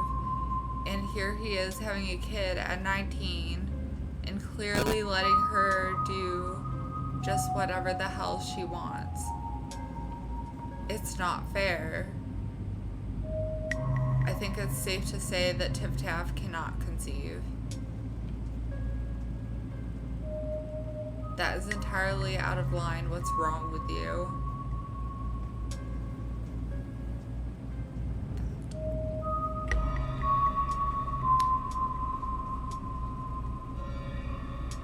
Oscar's house is haunted, Tabitha. I don't think it's fair to pass judgment. Not even relevant. Yeah, you're right. It isn't fair. I'm trying to bond with her. I can't. That's so cringe. Silence.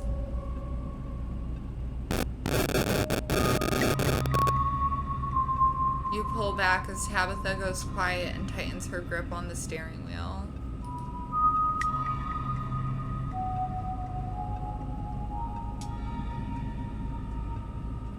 Just ride in silence. Just the whole way back after that statement. Like, fuck. Gagged. Your eyes wander back to the tree line as you and Tabitha slink back into the house.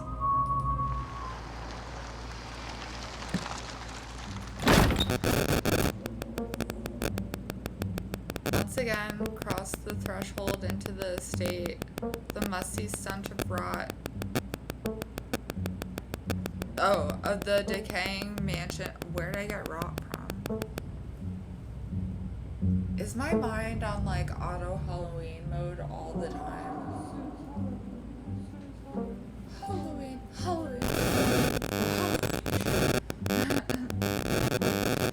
Sorry. Back to the script.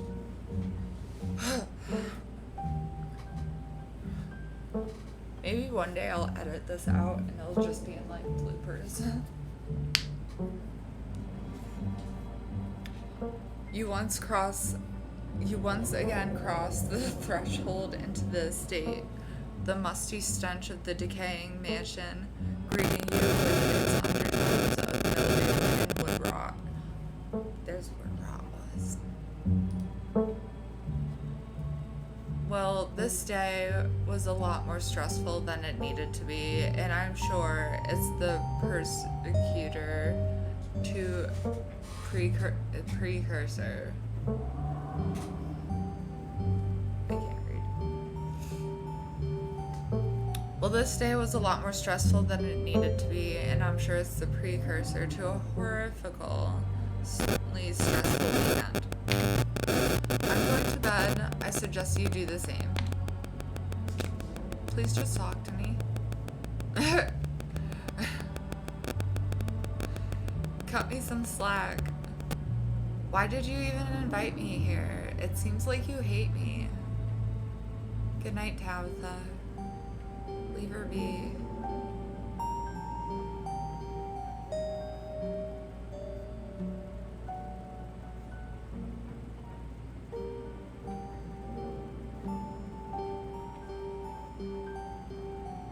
Please just talk to me, or why did you even invite me here? But she's not been good with, like, head-on conversation. Oh, please just talk to me is very head-on as well.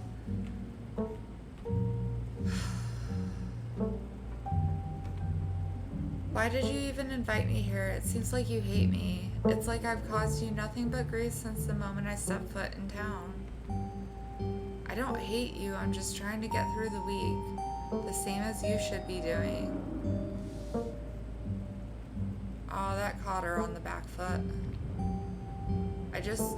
don't want you to get hurt. I'm tired. I'm going to sleep. Tabitha turns and makes her way up the stairs, her posture defeated. You head up to your room to turn in. You collapse in Tabitha's dusty guest bed, your head empty of thoughts after your time in the Shaw mine. You barely even notice the dust. Your phone buzzes on the table. Oh, Kanika sent a message to Stella and you. Y'all, these are those things, right? Kanika sends a picture of ditchlings by the side of the road.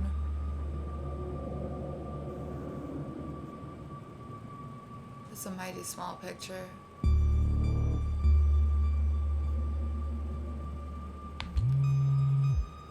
I saw them again too. Stella sent to Kanika and you another picture, this time of them staring from a tree. They look kinda Hayao Miyazaki-ish meets Tim Burton. Kanika, what the fuck? These things are definitely not hairless monkeys or raccoons or whatever. I don't know what the hell they are. Stella, I guess there's more to them being here than the mine collapse. Kanika, no way, I'm sleeping tonight. You think about looking out the guest bedroom window, but at this point you're too exhausted to leave your bed. The adrenaline from this evening is finally wearing off, replaced by a creeping exhaustion that threatens to overwhelm you. Your limbs feel heavy, your eyelids slipping down over your eyes, even as you stare down at the ominous pictures on your phone. If it weren't for the pit of dread balling in your stomach, you would almost feel comfortable as you settle in between the covers, your tired bones sinking into the decrepit mattress.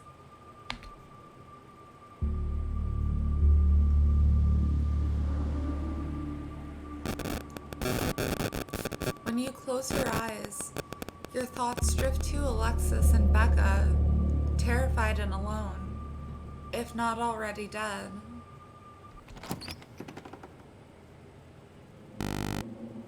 Your eyes shoot back open, your heart pounding as the door to your room swings. It's just a cat. It's always just a cat.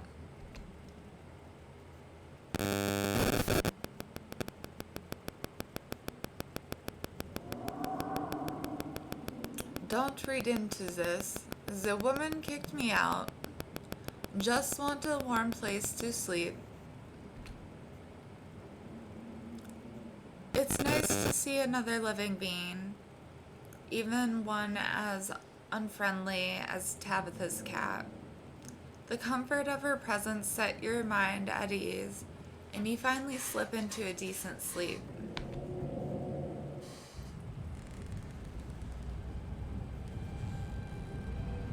Or do.